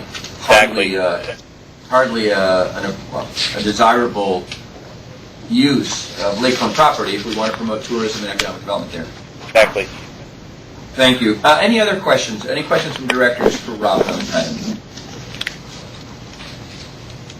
Any questions or comments from the public on the matter? If not, I'll entertain, please, a motion for its approval. So moved. Joyce, thank you. Is there a second? Seconded by Paul. All in favor? Aye. Aye. Any opposed? Motion carries. Robin, congratulations and thank you. And perhaps at a future meeting, we come back and give us an update on the study and on, the whole cleanup of the site down the road. Good that you have so many other state partners involved, obviously, with the county. Yes, will do. Thank you very much. Thank you. We're going to get back out onto Long Island and to Hauppauge, where we can check in with Andrea Lonice for a Long Island Regional Council item, the Satcher Farms Capital Grant. Good morning again, Andrea. Good morning. This project involves a $120,000 grant for a project sponsored by Satcher Farms, which is located on the North Fork of Long Island. The company grows, processes, and packs baby leafy green salads and specialty vegetables for customers including Whole Foods, Fresh Direct, and A&P Food Emporium, as well as for direct sale to fast casual chains such as Pret a Manger and restaurants. The project did originate in Round 2 of the Long Island Regional Council Initiative and was designated as a priority project consistent with the strategic plan and specifically with the strategies developed to support and enhance agriculture, fisheries, and tourism. The project is part of a cluster of agricultural projects that were developed by the Natural Assets Work Group and have received support from the Long Island Regional Economic Development Council over the past 3 years. The state funds are being used to support the acquisition of machinery and equipment to expand the growing and processing of leafy salads at the company's Calverton processing and distribution facility. The expansion project will double Satter's refrigerated processing room and increase total space to 40,000 square feet. Additionally, Satter will retain 21 jobs and create 10 new jobs. To be eligible for the first disbursement, they've incurred project expenditures of at least $405,000 and have retained the 21 jobs. Paulette Satur is the managing member of the limited liability company and is also a member of the Long Island Regional Economic Development Council representing small business and agriculture. She did recuse herself from discussion and voting on this project. Board approval is requested. Andrea, thank you very much. Thank you also for noting that Paulette recused herself from the matter as a member of the Regional Council. That's very important that she did that. And I'll ask if any directors have questions on this item. I don't like salad. Okay. On the other hand, and who eats leafy greens at his desk every day? I'm a witness to that. So he had a vote. Any other questions or comments from directors? I just want to commend Andrea and also Aida, because I think Aida is the originator here, on yet another very important agricultural project in Suffolk County. It's good to see our agricultural support all across the state, obviously not just in the Finger Lakes or Western New York or even the North Country, but out on Long Island as well. And this is a part of a series of such projects from the Long Island Regional Economic Development Council, adding to the great diversity of their activities. So, Aida, congratulations. Given the history of agriculture on Long Island and the decline of agriculture on Long Island, it's refreshing to see something being done to encourage the maintenance of the agricultural industry there. Add to that, Joyce, the fact that this is at Calverton, which is, what do we say, 2,300 acres? I mean, it's just a huge, huge opportunity to do these sort of projects, in this case in the Riverhead area. Andrea, thank you very much. Thank Let's you. see if there are any questions or comments from the public. I'll ask for a motion for its approval. So moved. Is there a second? Second. Thank you, Mr. Simonelli. All in favor? Aye. Motion carries, and you can move forward with that grant. Thank you very much, Andrea. Well, now, having completed our list of the March Regional Council Awards, we'll turn to Dave Solway, who's come down from Albany to be with us this morning. and who is going to present the Connect New York broadband consent calendar items or item for our consideration this morning. David, as always, thank you for being here. Thank you for your great leadership of our broadband initiative all across the state. What do you have for us this morning? Thank you, Kenneth, and good morning. Today I'm seeking Director's approval to fund one broadband project and allocate additional funding for an additional project which was already approved during the December Director meeting. Total grant funds is $232,000. All funding was authorized in the 2012-13 New York State budget. The two grants are as follows: $200,000 for the town of Thurman, which is in the North Country, and $32,000 to Clarity Connect, which is in Tompkins County through New York Works, the Connect New York Fund. Under the initial incentive proposal discussions with Clarity Connect for the Tompkins-Cayuga County project, we had requested they scale back their original project by removing several of the towns slated for upgrade. We did that in a couple of cases, really just to maximize the funds and make sure it reached more people in terms of the service. At that time, we couldn't award the entire sum of money they were requesting, and we awarded $2.2 million, which was approved in the December board meeting. However, in the interim, Clarity Connect raised private funds to complete the build-out as they originally planned, but they fell short of the funding by about $32,000 to complete the build. The privately raised funds now justify additional award of money to the project, which can now be included reinstating broadband coverage for the town of Enfield. This was removed in the original grant. The Clarity Connect receives their reallocation of $32,000. The grant, which was originally $2.2 million, could be revised to $2.248,000. $32,000 reallocation comes from two sources. One of our grantees declined our original offer of a $24,000 grant, and Time Warner, which is one of our larger grantees, also made an error in one of the calculations, which we were able to recover approximately $10,000 from that fund. Just by way of background, very quickly, in March 2013, 18 broadband projects were selected to receive Connect New York broadband grants based on the support of the Regional Economic Development Councils and technical scores awarded by a committee who analyzed and ranked projects competing for the $25 million in funding. In addition, 4 North Country broadband project sponsors received more than $6 million in funding for the North Country region. The Town of Thurman project will deliver broadband services to 80 households, 9 businesses, and the additional $32,000 for Clarity Connect will enable 69 households, 2 businesses, and 14 farms to now have access to broadband services. Just one note of interest on the Town of Thurman project. It's a white space project, which is fairly new, just recently approved by the FCC, so we're interested in seeing how that works out because it could be used in other North Country regions as well. Each project is described in detail in the multi-disbursement consent calendar forms, but happy to answer any questions. Dave, thank you. Very helpful explanation. And you also walked us through where the funding came from, which is good work there to kind of recapture unspent funds and reallocated funds. Great. To help us fill these gaps and make it happen. Any questions from directors for David on this very important item? Questions or comments from the public? If not, I'll entertain a motion for its approval. So moved. Thank you, Joyce. Second. Thank you, Paul. All in favor? Aye. Any opposition? Hearing none, the motion carries. David, great work, Thank you. as always. Thanks, You Bob. going to be back next month? I'll be back also, I believe, yes. Like Christina. Yes, might be in that Coming crowd. back. Well, for good reason. It's a really, it's a very, very important initiative. Thank you. Thanks And very we're much. very pleased and proud to have you lead it for us, so thank you. Thank you, Kenneth. Appreciate that. Thanks for coming down from Albany for this. We are going to turn to Glenn. My suspicion is I look, just by weight, we're more than halfway through. By the weight of the board book. I go by the weight of it. Right, Eileen? In the home stretch. Eileen says we're in the home stretch. He's a weighty project. I call this, I call this a good problem. All this projects, all this work, all this economic development, all across the state. Glenn, I believe you're going to present, as you often do, the non-discretionary project consent calendar. And you've got 3 items. I'm looking at them. Erie County, various counties, and Kings County. Yeah, that's correct. And before I start, I'll be back next month as well. I'm sure you will. So we have 3 projects this month. The first project is a modification to a $350,000 grant to the town of Lancaster, originally approved by the directors in November of 2006 for the renovation of 3949 Walden Avenue to consolidate its police departments and its court operations into one building. The town purchased 3949 Walden Avenue, a vacant 7,000 square foot warehouse, and plans to convert the building into a combined public safety headquarters.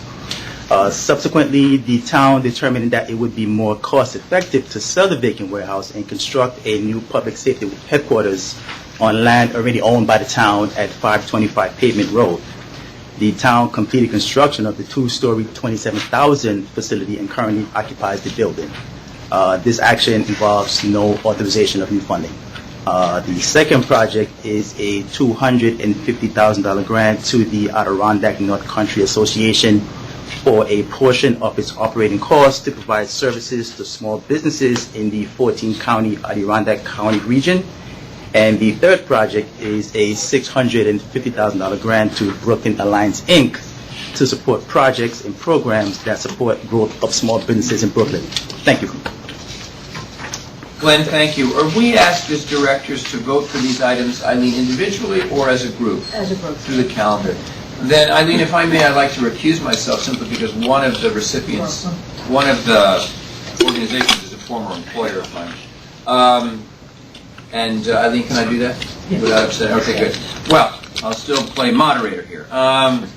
Any questions for Glenn on any of these three items in the consent calendar, discretionary consent calendar? Very good. Any questions or comments from the public? If not, I'll entertain a motion for their approval. So moved. Thank you, Joyce. Is there a second? Second. Thank you, Anthony. All in favor? Aye. Any opposed? No, and I'll abstain. Glenn, thank you very much.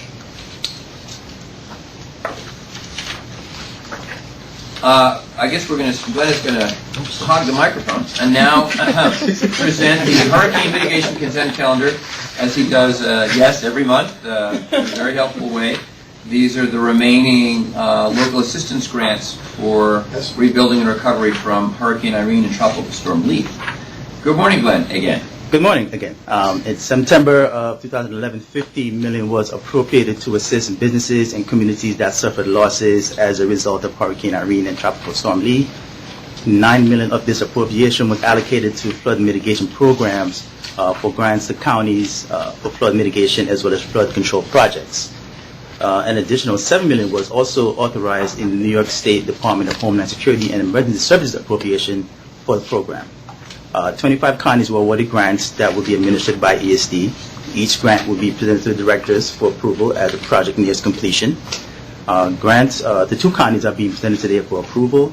A grant of $418,249 to Montgomery County and a $13,117 grant to Tompkins County. With this approval, the directors will have approved grants to 19 of the 25 counties. Thank you. 19 of the 25. Right. Glenn, I know you have a lot to do with this, but I'm wondering, in Albany, Christine Kostopoulos still working on this program, I believe? Yes. I just want to recognize her great work because she's not here, in our meetings down in the city, but the amount of work to do a $13,000 grant to Tompkins County is probably similar to the work required for a $400,000 grant, right? So it's a lot of work. Same amount of paper. It needs to be noted that there are lots of counties, unfortunately, this is not this is important work that we do, but it's not quite as positive, right? Because this is all storm recovery. It's too bad. It's too bad we have to do this in the first place. But it's important that we do, and it's important that we note that Christine Kostopoulos and her colleagues really do a tremendous amount of work to pull these grants together and issue them to the corresponding counties and local governments. Any questions for Glenn on the matter? Questions or comments from the public? Just a quick note. Please. At the request of Director Miller, there's a helpful summary of the program that Glenn put together and where all the finances have gone, all the funding has gone, and all the which counties. I was looking at that and I appreciate it. Thank you. Thanks, Mehul, for pointing that out, and thank you especially to Director Miller for requesting it in the first place. It's very helpful. Sometimes we do things over time. It's not unlike your Buffalo Billing question, frankly. We do things over time, and it's good to sort of take a tally and see where we are and the overall impact of initiatives like this. Again, thank you, Glenn, for your great work on this. You're welcome. We're going to... Did we approve it? No. Okay, good. Glenn won't let us move on if we don't approve it. Let me ask, are there any other questions or comments? Mehul made a helpful comment. Thank you, and Joyce. Any other questions or comments from directors on the item? Questions or comments from the public on the matter? If not, I'll entertain a motion, please, for its approval. Thank you, Paul. Second. Seconded by Anthony. All in favor? Aye. Any opposition? Hearing none, motion carries. The grants are approved. Thank you, Glenn. Thank you. And now, Howard Kramer's joined us, snuck in the back door. Good morning. Good morning. Howard is going to present first, actually, of some administrative actions with which we'll conclude our meeting. The first being a request to amend ESD's contract with BBDO, our advertising agency of record. Howard, good morning, and please begin. Sure. The board is being requested to authorize a $50 million amendment to its existing BBDO USA LLC contract. The directors will remember that in November 2011, the corporation was authorized to enter into a contract for up to $50 million with BBDO, pursuant to which BBDO is now serving ESD and the state of New York as its full-service advertising and marketing brand firm, particularly in connection with the Open for Business program. As previously communicated to the board, the Open for Business program is primarily designed to market New York State as an ideal place for businesses to invest and create jobs. The original BBDO contract for up to $50 million was funded from ESD, C, and DED appropriations, as well as cost recovery funds from state agencies as made available by DOB. In December 2012, the board authorized the corporation to amend the original contract by $50 million with funding from NYPER to an amount not to exceed $100 million. Subsequently, in April 2013, the board authorized a second amendment to the BBDO contract by bringing the contract to an amount not to exceed $136,500,000. The contract scope was amended to provide for a marketing and advertising campaign administered by ESD to promote tourism in the Hurricane Sandy target area, as well as a campaign to launch and promote the State of New York Storm Recovery Program throughout various counties that were declared disaster areas. This request for a third amendment totaling $50 million is funded from NYPA, whose funds have already been received. Most of the $136,500,000 contract limit has been spent and committed. The $50 million increase to the BBDO contract currently being requested will allow the corporation to continue its marketing efforts of the Open for Business program. The scope of work and BBDO's fee and compensation arrangement would remain exactly the same. This amendment, once approved by the board, would subsequently need the approval of the Office of State Controller. So in short, the directors are being asked to amend the existing contract with BBDO to increase the amount of that contract from $136,500,000 up to $186,500,000. Thank you.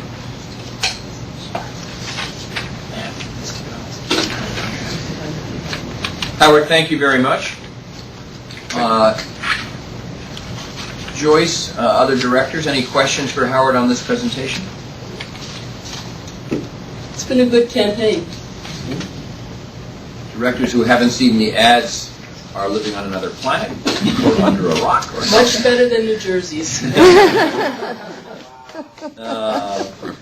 As you concluded your remarks, Howard, I was explaining to Joyce, and I should share my comment with all of the directors, that as a result of the scope of the contract and the increased funding, your job, I was talking about you, Howard, your job has changed, and your responsibilities now in managing this relationship and this complicated contract is really your new full-time assignment. I was explaining that to Joyce, and other directors should know that Howard has stepped up into the breach, as it were, because of the demands of this contract, and taken on a full-time basis the management of the contract, the billing, the relationship.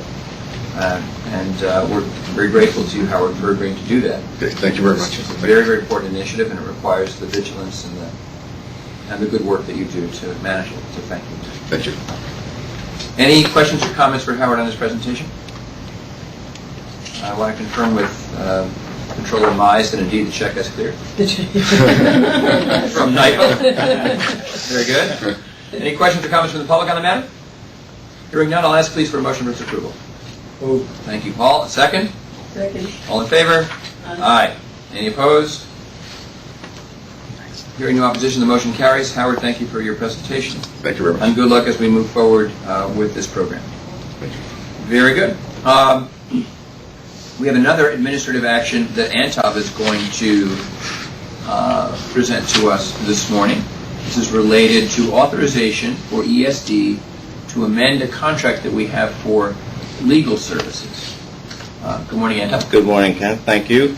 The directors are asked to approve a one-year extension of contract with this WBE firm from ESD's pre-approved council list for continued work for the Urban Leagues Empowerment Center at 121 West 125th Street. The ESD staff is very happy with the firm's work to date, and we look forward to continue working with them, pending your approval, of course. Thank you, Anta, very much. Very important project directors are familiar with, and that keeps moving forward, which is a good thing. Any questions or comments from directors on project? Yes, Joyce. Actually, I have a question. One of the objects of this is that it is an MWBE firm, is that correct? Correct. Because I note that they have subcontracted the work to Steve Paget. Yes, it's a relatively small portion of the work. So the firm itself is benefiting from the learning process and the experience gained through this contract? Correct, and hopefully in the future they'll be able to handle that sort of work on their own. Okay. Good. That's a very good observation. Thank you, Joyce, for that. Any other questions or comments for Anton on this presentation? Any questions or comments from the public on the matter? If not, I'll entertain a motion for its approval. Thank you. Paul's moved the motion. Is there a second? Second. So there is from Joyce. All in favor? Aye. Any opposition? Motion carries. Anton, thank you very much. Congratulations to you and to the firm and good luck with the ongoing work on the project. Thank you. We're now going to turn to Simon. Simon Nguyen, who's going to present an item relating to the adoption of revised procurement guidelines for ESD. Good morning, Simon. Good day, Kenneth. And members of the board, I know how much you look forward every year to this item, and so I will endeavor to be as succinct as... Oh, do take your time. It's been a long meeting. I'll try to be as succinct as Antov. As the board knows, we have to adopt annual amendments or updates to the ESD's procurement guidelines. The procurements unit, legal and others in contracts administration have worked very hard to make sure that the guidelines reflect substantive changes in law and also have become a little more user-friendly. And I'll just quickly go through the substantive changes because they're really the only important points. Simon, before you do that, and I'm sorry to do this, it's a little out of order, but Director Simonelli needs to leave to catch a plane. Before he does that, I want to, on the record, thank him for his service for probably going on 5 years, Paul. As a director here at ESD, Paul has offered his resignation effective the end of this month, or Monday, which we regrettably accept. But again, I just wanted to note for the record that we are deeply in your debt and with your thoughtfulness and your perspective as a developer and your engagement in projects from Buffalo to Atlantic Yards to Long Island and beyond has been really, really helpful, apart from the fact that we, of course, value your friendship and your commitment to the overall mission of the organization. So, Paul, thank you very much. Well, thank you. It was an honor. And we see great things that we're doing with the taxpayer dollars, the vision of the governor. I feel that it was great to be able to do it with the governor that we have in place now, and seeing all the irony of it is I think there's so much great things happening that sometimes things get in the way. So I appreciate it. And good luck to everyone, and you guys are doing really great work. It's a really dedicated staff. So. Thank you. And you're doing a great job, too. Thank you, Paul. Safe travels. We'll be in touch. I'll be around. Yeah, absolutely. No. You may resign from the board. Come to Buffalo, though. That's right. You can still. That's it. When we do the board, you'll be our tour guide. Thank you. Thank you very much, Paul. Again, safe travels and have a good weekend. Thank you. Pardon, Simon, for the interruption. I ask you please to continue with your presentation. No problem at all, Kenneth. Following a recent directive from the Governor's Secretary, we have provided that all vendors of goods and services to ESD are encouraged to use New York suppliers and subcontractors to the maximum extent possible. this is not a contractual requirement and is not intended to discriminate against companies from other states, but rather it's an exhortation to our contractors to make use of New York businesses to the maximum extent possible. We've also amended the procurement guidelines to permit the use of a different form of advertising solicitation, the request for expressions of interest, sometimes called the request for information, that should assist us in developing strategies for various ESD projects. We have included the recent directive from the governor that all vendors to ESD must be determined to be responsible, that is to say, to demonstrate both business integrity and financial and other ability to carry out the contract throughout the term of the contract itself. That fits neatly with with another change, which is the use of the New York State Controller's vendor responsibility form at the start of a solicitation and procurement. And finally, we have streamlined the guidelines considerably by incorporating a schedule that can be updated as necessary to reflect changes in titles and job descriptions amongst senior management. That's about it, Kenneth. Very helpful. We discussed this, the director should know, in some detail at our board prep session a couple of weeks ago. And Simon, thank you for giving us this update and making this proposal. Are there any questions or comments for directors for Simon? Any questions or comments for the public? If not, I'll ask please for a motion for its approval. So moved. Joyce, thank you. Is there a second? Second. Thank you, Anthony. All in favor? Aye. Any opposition?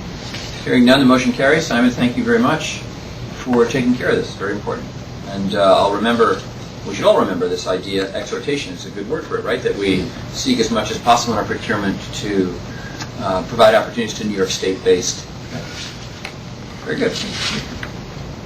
We're going to go back. Oh, hello, Jonathan. Good morning. Oh, also it's nothing. We're going to turn to Jonathan Byer to present an item related to the approval of a corporation's property disposition guidelines. Some more. I think some of these, it's almost the end of the fiscal year, right? So this is the time of year where we refresh and make changes and set things up for the new fiscal year starting Tuesday. Jonathan, good morning. Yes, I think Simon and I would like to say it was at our own initiative that we bring these items to you, but it actually is required by the statute. The particular statute that I'm talking about is the Public Authorities Law, and that law requires the adoption by the corporation of guidelines with respect to property disposition. As I just noted, that law also requires that the guidelines be reviewed annually and approved by the corporation. The corporation has been doing this since 2006 and has implemented the guidelines, which effectively incorporate all the requirements of the Act. And basically, without any material changes from last year, we are now proposing them for readoption by the corporation. The guidelines generally provide for the appointment of a contracting officer, the requirements for disseminating and posting the guidelines, keeping an inventory of the corporation's property, and requiring certain methods of disposition. With respect to those methods of disposition, there's an intent in the guidelines to require all dispositions of property to be done by bidding. The most significant exceptions to the bidding requirement are negotiated transfers to the state or certain circumstances described with respect to below fair market transfers. And basically, this section of the guidelines requires that the transfer cannot be accomplished unless it's within the purpose or mission of ESD, and then the board must make a written determination that there's no reasonable alternative to the transfer. Finally, a provision that comes up fairly frequently is that for most larger transactions, including exchanges and leases of real property. An explanatory statement of the transaction must be sent 90 days in advance of such disposal to the Controller, the Director of the Budget, and the Commissioner of General Services, as well as the Legislature. Accordingly, directors are now being asked to adopt the guidelines, appoint the Vice President, Contracts Administration for ESD and Subsidiary Finance as the contracting officer, and to authorize the taking of any related actions necessary to implement these guidelines. Jonathan, thank you. Any questions or comments from directors? I'm looking at this side of the table. Questions or comments from the public? It was a very clear presentation, Jonathan. Thank you. Hearing no further questions, I'll ask for a motion for its approval. Is there a second? Second. So there is. Thank you, Joyce. All in favor? Aye. Any opposed?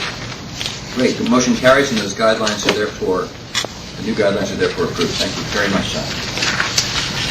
Now, an informational item will be presented by Diane Kennicott for our, really to close out this month's meeting.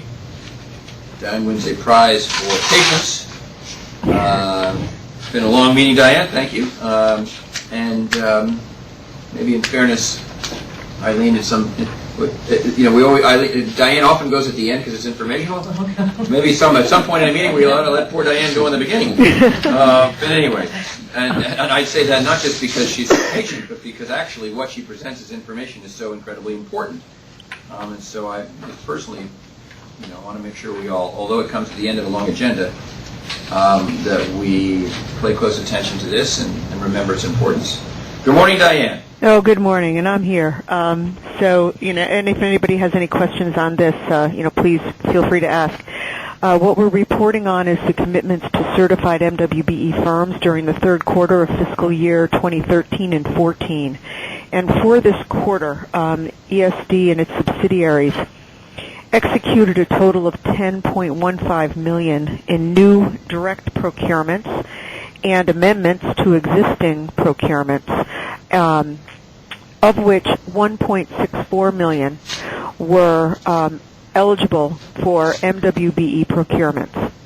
And of the eligible procurements, $300,000 or 18.3% has been committed to MWBEs by ESD, its subsidiaries, and primes. For this quarter, the reported MWBE commitments is actually a direct commitment to a certified MWBE firm. This represents a slight increase from the third quarter of fiscal year 12-13, when ESD and its subsidiaries committed approximately 16.4% of its ESD procurements to MWBE firms. What these numbers do not include are the commitments to MWBEs by our statewide grant recipients. That data is collected separately, and it's in addition to the numbers here. Someday, I hope to have a method for collecting those and isolating what has occurred in the third quarter, but right now those reports don't exist in the contract system that we have. But as these procurements progress, and we know a lot of these projects take a long time, ESD's primes, subsidiaries, and grant recipients are required to submit reports that show actual payments to the MWBE firms that they've committed to.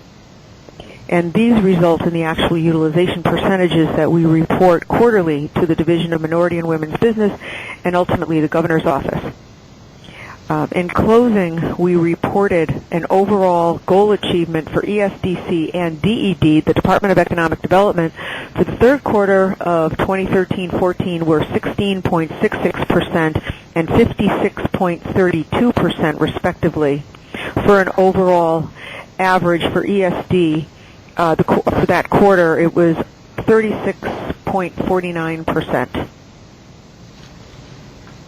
I'd like to point out that one of the reasons why the ESDC figure is below the 20% threshold, that after a very careful analysis, we had determined that because we are including multiple payments for grants that predated the October 2010 MWBE 20% goal initiative, we're well below that 20% threshold. So we are reporting on many, many grant payments for projects that had goals that were very small, in like the neighborhood of about 5 or 10%. So that will certainly affect our numbers now. But over time, those grants will transition out, and we should be reporting numbers that are much closer and exceed the 20% that we've been assigned. Diane, that's helpful. It's Kenneth. And what you're saying is that grants that the board has approved following the governor's executive order, Order 15A, which was the beginning of 2011, those grants have MWBE goals to them that are at or above, that will average at or above 20%. But what you're saying, in the pipeline, we have grants prior to the executive order where there was no such thing as a 20% goal, right? Absolutely. Yep. I did an analysis on this last week, and because in the last quarter in particular, we made millions of dollars of payments from grants that originated back in 2007, 2008, and even some in 2006. Those affect our numbers. Without those in the calculation, we would have been over the 20% because we're looking at more contemporary grants with contemporary goal assignments. But because those are in the mix, they affect us. And I just thought it was important to bring that out, just because we'd done the analysis, because it was my sense that they do affect our numbers, that they're big enough to have affected our numbers, and it should be said. No, it needs to be, well footnoted when you do an overall report of all the grant activity, right? Absolutely, and that's going to go to the division of MWBE, as well as the governor's office, to let them know that those figures are still included, because when you do a report, you do not have the opportunity to say who those vendors were, what the grants were, and how old they were. It's their aggregate numbers. So from now on, we'll be noting that. Right. And unlike other agencies that do a more straightforward procurement, if OGS buys roofing supplies to put on that happens more in real time than economic development grants that take place sometimes over several years. So you have this lag. Yeah, you put your finger on it. Yeah, I had to. And for a lot of these grants, the MWBE utilization had been reported years ago. Right. So we're not reporting on... Sorry to interrupt, Diane. Director Miller has a question.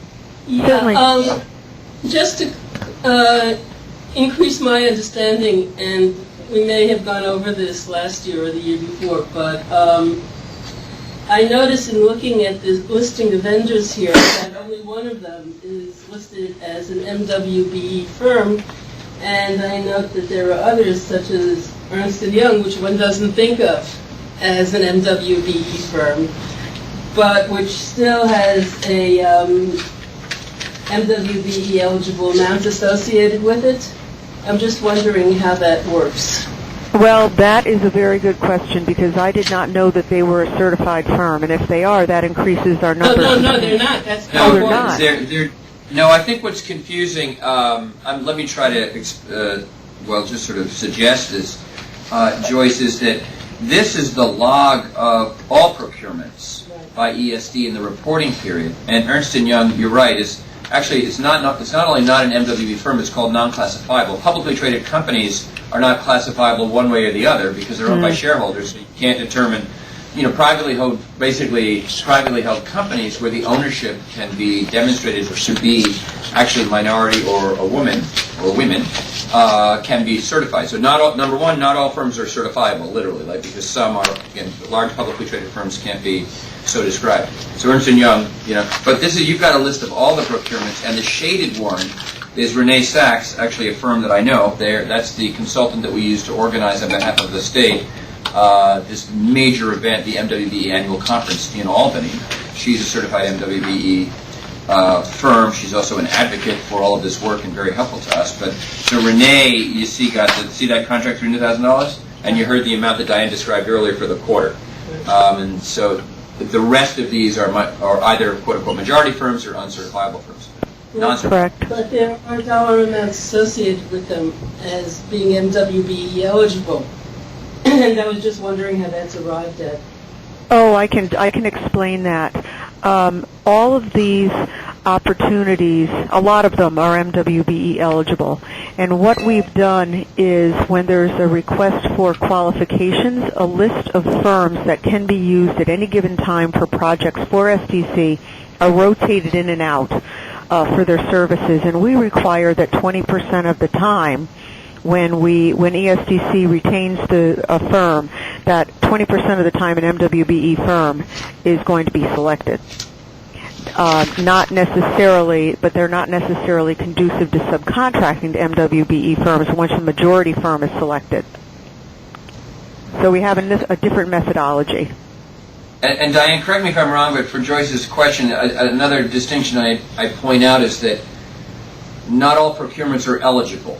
That is correct. Not all, paying rent if you already have a landlord and it's not you shouldn't be penalized, right? It's not that's probably a bad example, but it may not be. But then some procurements are actually eligible. So what the list says is we might have hired Ernst & Young and we didn't have to because that kind of consulting services could have been performed by an MWBE firm. We didn't find one, we didn't hire one. Shame on us, right? But I think that's what the data is supposed to reflect. The opportunities that you have under the law to hire MWBE firms to provide certain services, actually it's commodities, goods, and you have to be, you have to declare these were eligible for MWBE procurements, and then you circle, well, what did you really do? Okay, Renee Sachs Associates, that one, she's the only certified firm that got the work. This other, if you had 100%, you'd see shaded gray in that left column all through the page.